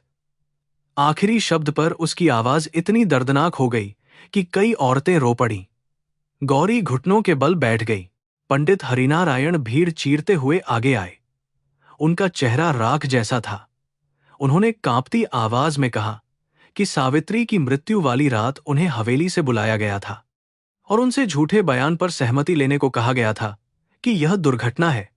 उन्होंने सीधे हत्या होते नहीं देखी, पर उन्होंने सावित्री के भीगे शरीर को कुएं से निकलते देखा था, और ठाकुर के कपड़ों पर कीचड़ भी। उन्होंने डर, लालच और गांव की शांति के नाम पर चुप्पी साध ली। यह स्वीकार सुनकर लोग स्तब्ध रह गए। पंडित रोते हुए जमीन पर बैठ गए और बोले, मेरी पूजा झूठी थी। मुंशी ने भागने की कोशिश की, पर कुछ किसानों ने उसे पकड़ लिया। पहले वह चिल्लाता रहा कि सब षड्यंत्र है, फिर टूट गया। उसने स्वीकार किया कि ठाकुर ने जमीन के कागज बदलवाए और सावित्री असली दस्तावेज लेकर तहसील जाने वाली थी। उस रात उसे धमकाकर रोकने की योजना थी, पर झगड़ा बढ़ गया। वह कहता रहा कि धक्का किसने दिया, उसने नहीं देखा, पर उसके शब्दों ने वही सिद्ध कर दिया जो गांव वर्षों से दबे स्वर में डरता था। ठाकुर रघुवीर सिंह पहली बार अकेले दिखाई दिए, अपनी हवेली, जात और धन के बिना, केवल अपराध के साथ। गौरी ने चीखकर कोई बदला नहीं मांगा। वह कुएं की जगत पर बैठी रही और पानी में देखती रही। उसे लगा कि मां का शरीर फिर से नहीं, इस बार सत्य ऊपर आया है। उसने कागज दादी के हाथ में रखे और मिट्ठू को उठाकर सीने से लगा लिया। तोता थक गया था, उसका छोटा शरीर कांप रहा था। उसने अंतिम बार उस शाम कहा, सावित्री नहीं डरी। गौरी ने फुसफुसाकर उत्तर दिया, अब मैं भी नहीं डरूंगी। दूर से पुलिस चौकी का सिपाही कस्बे संदेश भेजने चला। देवीपुर की रात आने से पहले ही गांव की नींव हिल चुकी थी। कुएं वाली शाम के बाद देवीपुर में कोई घर सचमुच सो नहीं पाया। जिन आंखों ने सावित्री के कागज देखे थे, वे बार बार अपनी छतों की ओर खुल जाती, जैसे मिट्टी की कड़ियों के बीच से पुराना अन्याय झांक रहा हो। ठाकुर की हवेली में रोशनी देर रात तक जलती रही। पर उस रोशनी में उत्सव की चमक नहीं, बेचैनी की पीली थरथराहट थी। कुम्हारों के घर में दादी ने पहली बार वर्षों बाद सावित्री का नाम ऊंची आवाज में लिया। कमला चूल्हे के पास बैठी रही, दोनों हथेलियों से चेहरा ढंके, और गौरी मिट्ठू को अपनी गोद में सुलाए अंधेरे को सुनती रही। सुबह बरगद के नीचे फिर पंचायत बुलाई गई, पर इस बार डंका ठाकुर के आदेश से नहीं, गांव के शोर से बजा था। चटाइयां वही थीं, सरपंच वही था, बरगद की जड़ें वही थीं, पर बैठने वालों के चेहरों पर कल जैसी आज्ञाकारिता नहीं थी। जिन किसानों के नाम कागजों में निकले थे, वे आगे आकर बैठे। औरतें भी इस बार दूरी पर नहीं, बरगद की छाया के भीतर खड़ी रहीं। गौरी दादी कमला और आशा के साथ पहुंची। मिट्ठू उसके कंधे पर था, थका हुआ, पर उसकी आंखों में अजीब जागरूकता थी। ठाकुर रघुवीर सिंह देर से आए। वह हमेशा की तरह सफेद कपड़ों में थे, पर उनकी चाल में पहली बार भारीपन था। उनके पीछे विक्रम था, चेहरा रात भर जागे मनुष्य जैसा। मुंशी को दो किसानों ने पकड़कर बैठाया था, क्योंकि वह भागने की कोशिश कर चुका था। पंडित हरिनारायण बरगद की जड़ के पास जमीन पर बैठे, सिर झुकाए, जैसे उनके लिए आसन का अधिकार भी समाप्त हो चुका हो। सरपंच ने औपचारिक स्वर में कहा कि गांव की शांति के लिए बात साफ करनी होगी। किसी ने धीमे कहा कि शांति नहीं, सच चाहिए। मास्टर रमेश ने दस्तावेज खोलकर रखे। उन्होंने सावधानी से प्रत्येक पन्ने की मुहर, तारीख, गवाह और जमीन की सीमा पढ़ी। जब रघुनाथ के पिता का नाम आया, दादी ने कांपते हाथ से धरती छुई। जब आशा के नाना का नाम आया, आशा के चेहरे से जैसे खून उतर गया। रामू नाई बोला कि उसके घर की गायें कभी उसी खेत में चरती थीं, जिसे बाद में ठाकुर की कोठी का हिस्सा कहा गया। बृजलाल धोबी ने याद किया कि उसके पिता ने मरते समय कहा था, हमारी मिट्टी हमसे झूठ बोलकर ली गई। बरगद के नीचे स्मृतियां प्रमाण बनने लगीं। ठाकुर ने बीच में उठकर कहा कि पुराने कागजों से वर्तमान बदलता नहीं। उन्होंने दावा किया कि सब लेन देन कानूनी था, और गरीब लोग अब लालच में उनके घराने को बदनाम कर रहे हैं। उनकी आवाज में अभी भी अधिकार था, पर उसमें वह जादू नहीं रहा जो लोगों को झुका देता था। गौरी ने शांत स्वर में पूछा कि यदि सब कानूनी था, तो सावित्री को तहसील जाने से क्यों रोका गया? ठाकुर ने उत्तर दिया कि मृत स्त्री की जुबान से बातें गढ़ना पाप है। तभी मिट्ठू ने धीमे कहा, तहसील मत जा। सावित्री शब्द बहुत तेज नहीं थे, पर बरगद के नीचे फैल गए। ठाकुर ने क्रोध से मिट्ठू की ओर देखा। विक्रम ने पिता के चेहरे को देखा, फिर जमीन की ओर। सरपंच ने कहा कि पक्षी की बोली को प्रमाण नहीं माना जा सकता। मास्टर रमेश ने तुरंत कहा कि पक्षी प्रमाण नहीं, पर दस्तावेज, मुहर। पंडित की स्वीकारोक्ति और मुंशी का बयान प्रमाण की दिशा है। यह सुनकर कुछ लोग पहली बार मास्टर की ओर सम्मान से देखने लगे। शिक्षा, जिसे गांव में अक्सर नौकरी की सीढ़ी समझा जाता था, उस दिन सत्य की भाषा बन गई। पंडित हरिनारायण धीरे धीरे उठे। उनके घुटने कांप रहे थे। उन्होंने दोनों हाथ जोड़कर कहा कि वह अब आधा सच नहीं कहेंगे। उस रात ठाकुर ने उन्हें बुलाया था। हवेली के पिछवाड़े अफरा तफरी थी।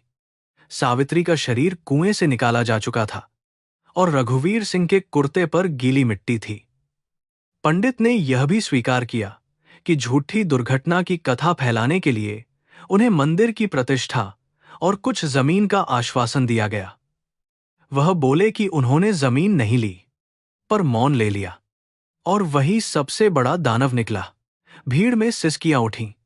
किसी ने पंडित को गाली दी, किसी ने कहा कि देर से ही सही, उन्होंने सच बोला। दादी शांता ने उनकी ओर देखकर कहा कि पाप स्वीकार करने से मिटता नहीं, पर पश्चाताप से मनुष्य फिर मनुष्य हो सकता है। यह सुनकर पंडित रो पड़े। ठाकुर ने उन्हें डरपोक और झूठा कहा, पर उनकी आवाज टूटती जा रही थी। मुंशी ने भी जब देखा कि रास्ता बंद है, तो उसने कहा कि कागज बदलने का काम हवेली में वर्षों से चलता था। पटवारी को पैसा दिया जाता, गरीबों को अंगूठे का अर्थ नहीं बताया जाता। अब तक चुप बैठे विक्रम ने अचानक बोलना शुरू किया। उसने कहा कि वह उस समय बच्चा था, पर उसे याद है कि एक रात पिता ने उसे कमरे में बंद रहने को कहा था और बाहर बहुत शोर था। सुबह उसे बताया गया कि कुम्हार की औरत कुएं में गिर गई। उसने यह भी कहा कि पिछले दिनों पिता विवाह जल्दी इसलिए चाहते थे कि गौरी और मिट्ठू हवेली में आ जाएं, जहां उन्हें नियंत्रित किया जा सके। उसके शब्दों ने भीड़ को चौंका दिया। ठाकुर ने क्रोध में उसे कुलघाती कहा। विक्रम ने पहली बार उत्तर दिया, कुल सच से बचकर नहीं बचता। गौरी ने विक्रम को देखा। उसके मन में उसके लिए क्षमा नहीं थी, पर पहली बार घृणा भी उतनी तीखी नहीं रही। वह जानती थी कि वह भी उसी हवेली की दीवारों में पला था, जहां शक्ति को धर्म और स्त्री को संपत्ति कहा जाता था। फिर भी सत्य बोलने का क्षण हर मनुष्य का अपना होता है। विक्रम ने वह क्षण देर से चुना, पर चुना। गौरी ने कोई धन्यवाद नहीं कहा। कुछ क्षण ऐसे होते हैं जिन्हें शब्द छोटा कर देते हैं। मिट्ठू उसके कंधे पर चुप बैठा रहा, जैसे वह मनुष्यों की उलझी नैतिकता को समझने का प्रयत्न कर रहा हो। सरपंच अब असहज था। वह वर्षों से ठाकुर की इच्छा और पंचायत की मर्यादा को एक ही बात मानता आया था। उसने कहा कि मामला अब गांव की सीमा से बाहर जाएगा, इसलिए तहसीलदार और पुलिस को बुलाना होगा। भीड़ ने सहमति दी। यह वही गांव था जो कल तक गौरी को बहिष्कार की धमकी दे रहा था। आज वही लोग उसकी ओर आशा से देख रहे थे, पर गौरी ने भीतर कटुता की लहर महसूस की। समाज का साहस अक्सर तब जागता है जब कोई अकेली स्त्री पहले अपना घर, मान और सुरक्षा दांव पर लगा चुकी होती है। दोपहर तक कस्बे से दारोगा और तहसील का कर्मचारी पहुंचे। उनके आने से पहले ठाकुर ने अपने लोगों को संदेश भेजने की कोशिश की, पर गांव के युवक रास्तों पर खड़े हो गए। यह विद्रोह नहीं, डर से बाहर निकली सामूहिक सतर्कता थी। दारोगा ने कागज देखे, मुंशी का बयान लिखा और पंडित से अलग से पूछताछ की। ठाकुर ने अब भी अपना प्रभाव दिखाने की कोशिश की। पुराने अधिकारियों के नाम लिए, पर दारोगा ने भीड़ देखकर सावधानी बरती। कभी कभी न्याय व्यवस्था भी जनता की खुली आंखों से ही सीधी खड़ी रह पाती है। कमला बरगद के पीछे खड़ी सब देखती रही। उसकी आंखें बार बार गौरी पर टिकतीं, फिर झुक जातीं। उसे याद आया कि उसने कितनी बार बेटी को बोझ कहा, कितनी बार उसके सपनों की जगह अनाज की बोरी तौली, कितनी बार ठाकुर घराने को मुक्ति समझा। जब दारोगा गौरी से बयान लिखवाने लगा, कमला अचानक आगे आई और बोली कि वह भी कहना चाहती है कि रघुनाथ मरते समय ठाकुर का नाम लेता था। उसकी आवाज कांपी, पर रुकी नहीं। यह उसका प्रायश्चित था, छोटा सही पर सच्चा।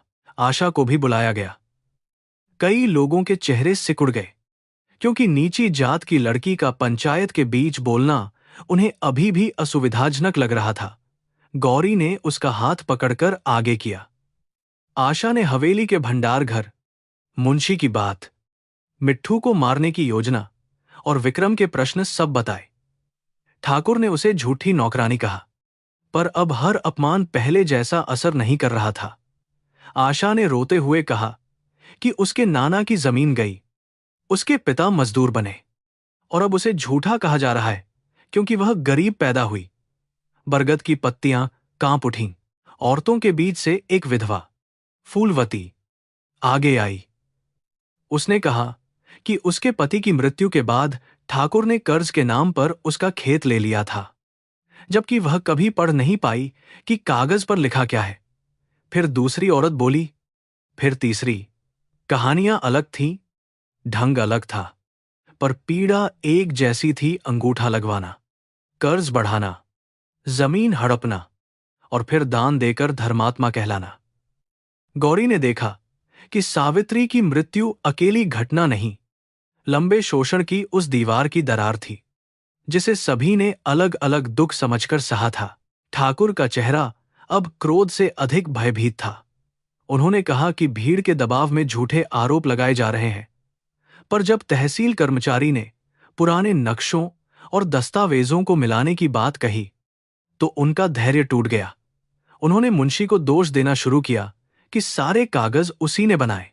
मुंशी चीखा कि उसने सब ठाकुर के आदेश पर किया। गुरु और चेला, मालिक और सेवक, पाप और साझेदार, सभी संबंध टूटकर बरगद के नीचे नंगे खड़े थे। गौरी को लगा कि अन्याय की हवेली बाहर से पत्थर की होती है, भीतर से डर की मिट्टी की। दारोगा ने ठाकुर को हिरासत में लेने की बात कही तो पूरे गांव में सनसनी फैल गई। किसी ने कभी कल्पना नहीं की थी कि रघुवीर सिंह को भी साधारण अपराधी की तरह पकड़ा जा सकता है। ठाकुर ने छड़ी फेंक दी, दारोगा को धमकाया, अपने राजनीतिक संबंध गिनाए, पर भीड़ पीछे नहीं हटी। विक्रम ने धीरे से पिता के सामने आकर कहा कि अब और मत बोलिए। ठाकुर ने उसे थप्पड़ मारना चाहा, पर हाथ हवा में रुक गया। शायद पहली बार उन्हें समझ आया कि जिस सत्ता को उन्होंने अपनी संतान समझा था, वह भी उनसे दूर जा रही है। मिट्ठू अचानक गौरी के कंधे से उड़कर बरगद की एक नीची डाल पर बैठ गया। उसने पंख समेटे और बहुत थकी आवाज में बोला, सावित्री, घर चल। यह वाक्य सुनकर गौरी का हृदय फट गया। इतने वर्षों से मां घर नहीं लौटी थी। अब उसकी आवाज लौट रही थी, पर शरीर नहीं। दादी ने रोते हुए कहा कि आज सावित्री की आत्मा को रास्ता मिला। कमला ने पहली बार खुलकर गौरी को बाहों में भर लिया। उसके आंचल में मिट्टी, आंसू और पश्चाताप की गंध थी। गौरी ने विरोध नहीं किया। कभी कभी टूटे संबंध सत्य के बाद ही जुड़ना सीखते हैं। हिरासत से पहले ठाकुर ने गौरी की ओर देखा। उनकी आंखों में न पछतावा था, न विनती, केवल अपमानित शक्ति का विष था। उन्होंने कहा कि एक कुम्हार की लड़की ने उनका वंश मिट्टी में मिला दिया। गौरी ने शांत होकर उत्तर दिया कि मिट्टी से ही मनुष्य बनता है और मिट्टी ही अंत में सबको बराबर करती है। यह सुनकर कुछ लोगों ने सिर झुका लिया। दारोगा उन्हें ले गया। हवेली की ओर से कोई रोने की आवाज नहीं आई, केवल फाटक की भारी चरमराहट सुनाई दी, जैसे वर्षों से बंद कोई पाप अब बाहर धकेला गया हो। पंचायत समाप्त नहीं हुई, बल्कि रूप बदल गई। सरपंच ने घोषणा की कि जमीनों की जांच तक कोई भी विवादित खेत हवेली के अधिकार में नहीं माना जाएगा। मास्टर रमेश ने कहा कि वह सभी परिवारों के बयान लिखेंगे। लोगों ने पहली बार कागज समझने की जरूरत महसूस की। दादी ने गौरी से कहा कि देख, पढ़ाई सिर्फ शहर जाने के लिए नहीं होती, अपने अधिकार पहचानने के लिए भी होती है। गौरी ने मन ही मन निश्चय किया कि यदि वह जीवित बची तो गांव की बेटियों को अक्षर सिखाएगी, ताकि कोई सावित्री फिर अंगूठे की अंधेरी कैद में न फंसे। विक्रम शाम ढलते समय गौरी के घर आया। उसके साथ कोई नौकर नहीं था। उसने दरवाजे पर खड़े होकर कहा कि वह क्षमा मांगने आया है, पर जानता है कि क्षमा मांगने से सब ठीक नहीं होता। उसने स्वीकार किया कि उसने गौरी को वस्तु की तरह देखा, मिट्ठू को मारना चाहा और अपने घर की मर्यादा को न्याय से बड़ा माना। गौरी ने उसे भीतर नहीं बुलाया। उसने केवल कहा कि पछतावा तभी सच्चा है जब वह सुविधा छोड़कर सत्य का साथ दे। विक्रम ने सिर झुका लिया। वह जाने लगा तो मिट्ठू ने धीमे कहा, मत छूना। विक्रम ठिठक गया। उसकी आंखें भर आईं। उसने कहा कि वह अब किसी को नहीं छुएगा जिसे उसका अधिकार नहीं। वह लौट गया और उसके कदमों में वह गर्व नहीं था जो पहले था। कमला ने पूछा कि क्या गौरी उसे कभी क्षमा कर पाएगी। गौरी ने कहा कि क्षमा नदी की तरह होती है, जबरन नहीं बहती। दादी ने सहमति में सिर हिलाया। रात को घर में पहली बार भोजन थोड़ा शांति से बना। अनाज कम था, पर भूख के साथ अपमान का बोझ नहीं था। यह छोटा अंतर ही बड़ी मुक्ति जैसा लगा। रात के अंतिम पहर गौरी नीम के नीचे बैठी। मिट्ठू उसकी गोद में था, बहुत शांत। उसने मां की ओढ़नी, कागजों की प्रतिलिपि और पीतल की मुहर अपने सामने रखी। आसमान में तारे साफ थे।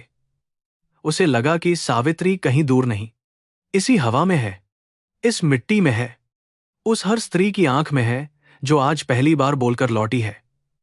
उसने मिट्ठू से कहा कि काम अभी पूरा नहीं हुआ। अदालत, जमीन, बदनामी और खतरे बाकी हैं। मिट्ठू ने आंखें खोलीं और बहुत धीरे कहा। गौरी नहीं डरी, वह मुस्कराई, पर आंसू बहते रहे।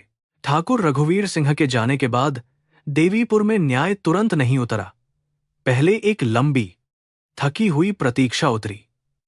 तहसील के चक्कर शुरू हुए, बयान लिखे गए, कागजों की प्रतियां बनी, और हर तारीख पर गरीब लोगों को समझ में आता कि सच बोलना एक दिन का साहस नहीं, कई महीनों की भूख और अपमान सहने की तपस्या है। ठाकुर के लोग अब भी गांव में थे। कभी रात को किसी की बाड़ काट दी जाती, कभी गवाही देने वाले को धमकी मिलती, फिर भी बरगद के नीचे बोले गए शब्द वापस नहीं लिए जा सकते थे। गौरी रोज सुबह पहले की तरह चाक घुमाती, पर अब उसके हाथों में केवल घड़े नहीं बनते थे, जैसे वह टूटे हुए आत्मसम्मान को भी आकार दे रही हो। लोग फिर उसके घर आने लगे थे। पहले जो घड़े बहिष्कार के डर से लौटाए गए थे, वही लोग अब सिर झुकाकर खरीदते। कोई सीधे क्षमा नहीं मांगता, पर पैसे बिना मोलभाव रख जाता। गौरी समझती थी कि समाज का पश्चाताप हमेशा शब्दों में नहीं आता। कई बार वह झुकी हुई आंखों, धीमी आवाज और दरवाजे पर रखे दूध के कटोरे में आता है। कमला सबसे अधिक बदल रही थी। वह अब गौरी को काम के लिए नहीं पुकारती, बल्कि पूछती कि थक गई हो तो बैठ जा। यह स्नेह अचानक नहीं आया था, अपराधबोध की चुभन से धीरे धीरे निकला था। रात को वह कई बार सावित्री की तस्वीर के आगे दिया जलाती और फुसफुसाकर कहती कि वह उसकी बेटी को समझ नहीं पाई। एक दिन उसने गौरी के सामने हाथ जोड़ दिए। गौरी ने घबराकर हाथ पकड़ लिए। कमला रोकर बोली कि गरीबी ने उसकी आंखों पर धुआं कर दिया था। गौरी ने कहा, धुआं हट जाए, वही काफी है। दादी शांता का शरीर अब बहुत कमजोर हो गया था, पर उनका मन जैसे हल्का होने लगा था। वह नीम के नीचे बैठती और आने वाली लड़कियों को कर्म की बातें सुनाती। कहती कि कर्म केवल अगले जन्म का डर नहीं, इसी जन्म में बोए हुए बीज का फल है। ठाकुर ने भय बोया, अकेलापन काटा। सावित्री ने सच बोया, बेटी के रूप में वन उगा। गौरी उनकी बातें सुनते हुए सोचती कि दादी ने जीवन भर कितनी चुप्पियां देखी, फिर भी उनके भीतर विश्वास बचा रहा। शायद यही बुजुर्गों की असली विरासत होती है। मिट्ठू अब पहले जैसा चंचल नहीं रहा था। उसकी उड़ान छोटी हो गई थी, पंखों की चमक में धूल उतर आई थी, और कई बार वह बोलते बोलते थक जाता। गौरी उसे हथेली पर बैठाकर दाने खिलाती तो वह आंखें मूंद लेता। कभी कभी वह सावित्री का नाम पुकारता, पर आवाज में अब वैसी घबराहट नहीं होती थी, जैसे उसके भीतर फंसा हुआ भय बाहर निकल चुका था। गौरी को लगता यह छोटा पक्षी वर्षों तक मां की अंतिम चीख ढोता रहा, और सच बोल देने के बाद उसके छोटे शरीर की सारी शक्ति चुकने लगी। तहसील में पहली बड़ी सुनवाई सावन के बाद हुई। गांव से कई लोग बैलगाड़ियों और पैदल कस्बे पहुंचे। गौरी ने पहली बार अदालत जैसी इमारत देखी, जहां दीवारें ऊंची थीं और भाषा कठिन। वकील ने उससे घटनाएं पूछीं, दस्तावेज दिखाए और सावित्री की मृत्यु का विवरण दर्ज किया। जब उससे पूछा गया कि पक्षी की बात को वह प्रमाण क्यों मानती है, उसने कहा कि पक्षी कानून नहीं जानता, पर भय की आवाज पहचानता है। कमरे में कुछ लोग मुस्कुराए, पर अधिकारी ने सिर उठाकर उसे गंभीरता से देखा। उस दिन उसे लगा कि उसकी मां सचमुच सुनवाई में उपस्थित है।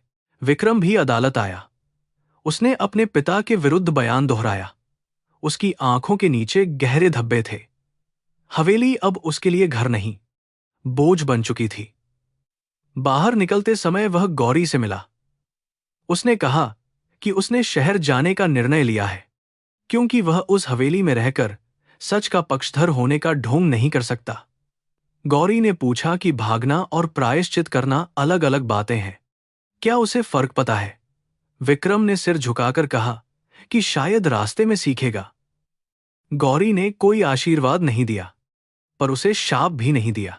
महीनों बाद फैसला आया कि कई जमीनों के दस्तावेजों की जांच दोबारा होगी। और रघुवीर सिंह पर धोखाधड़ी, दबाव और सावित्री की मृत्यु से जुड़े आपराधिक आरोप चलेंगे।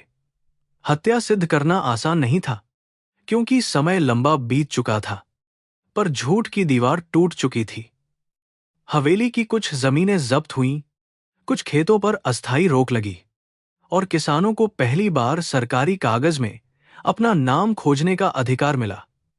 यह पूर्ण न्याय नहीं था, पर अन्याय का निर्विवाद राज समाप्त हो गया।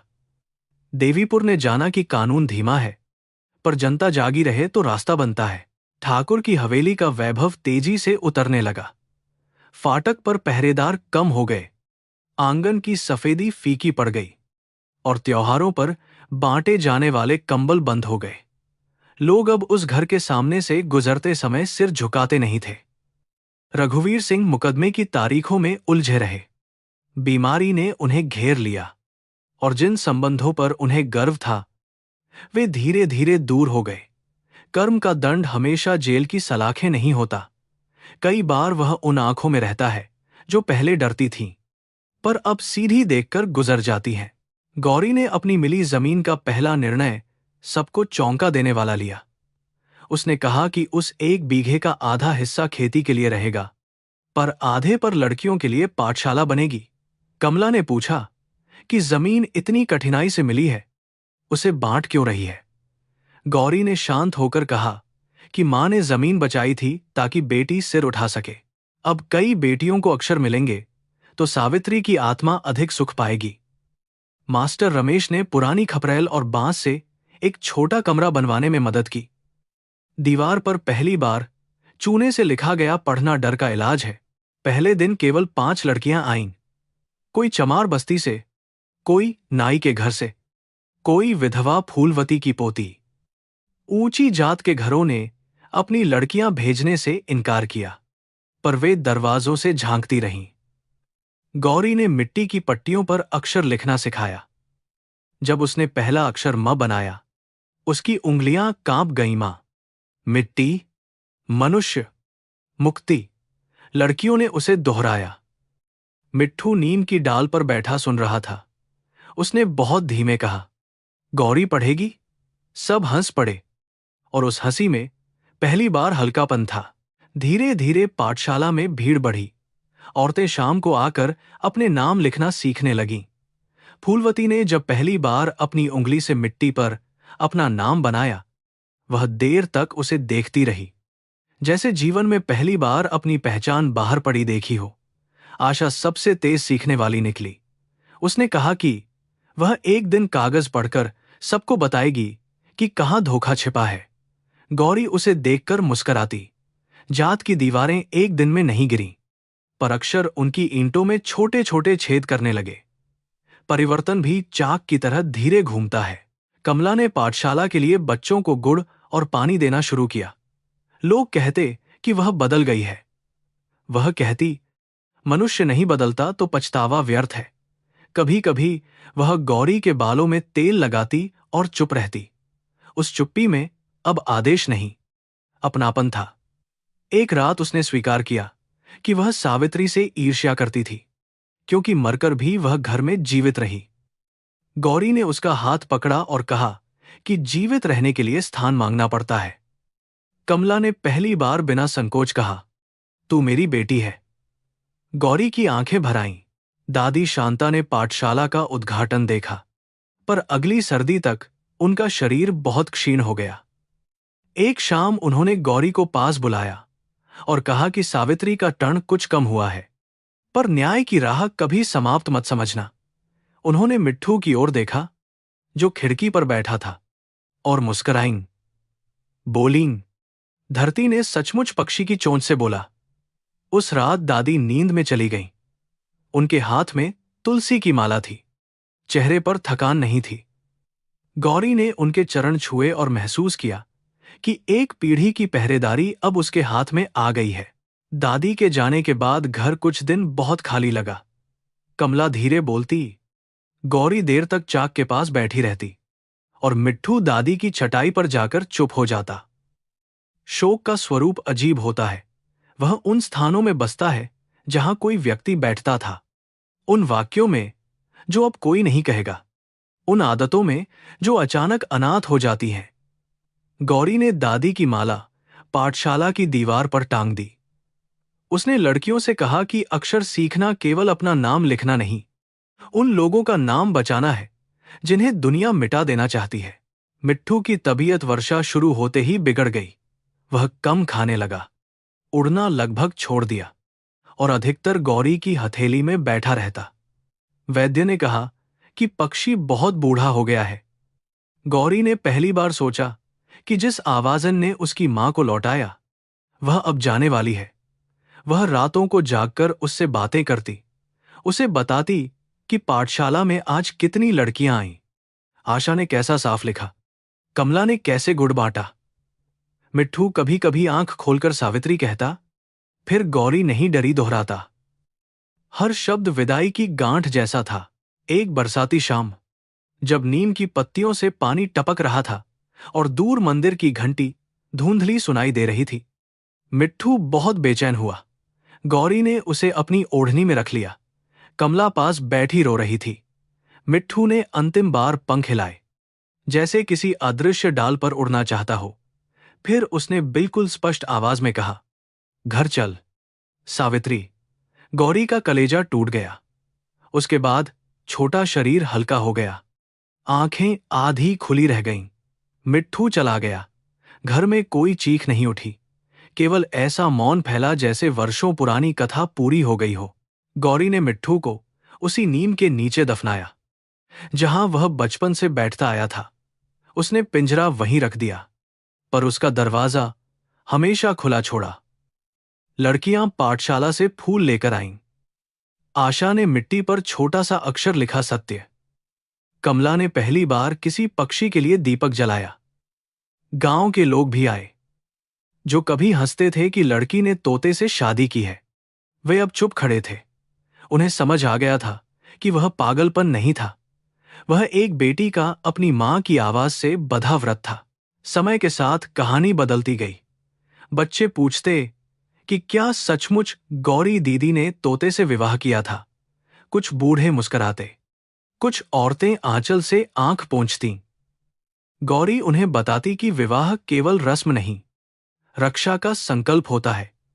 उसने मिट्ठू से मनुष्य की तरह विवाह नहीं किया था, उसने सत्य से, मां की स्मृति से और अन्याय के विरुद्ध खड़े रहने से व्रत लिया था।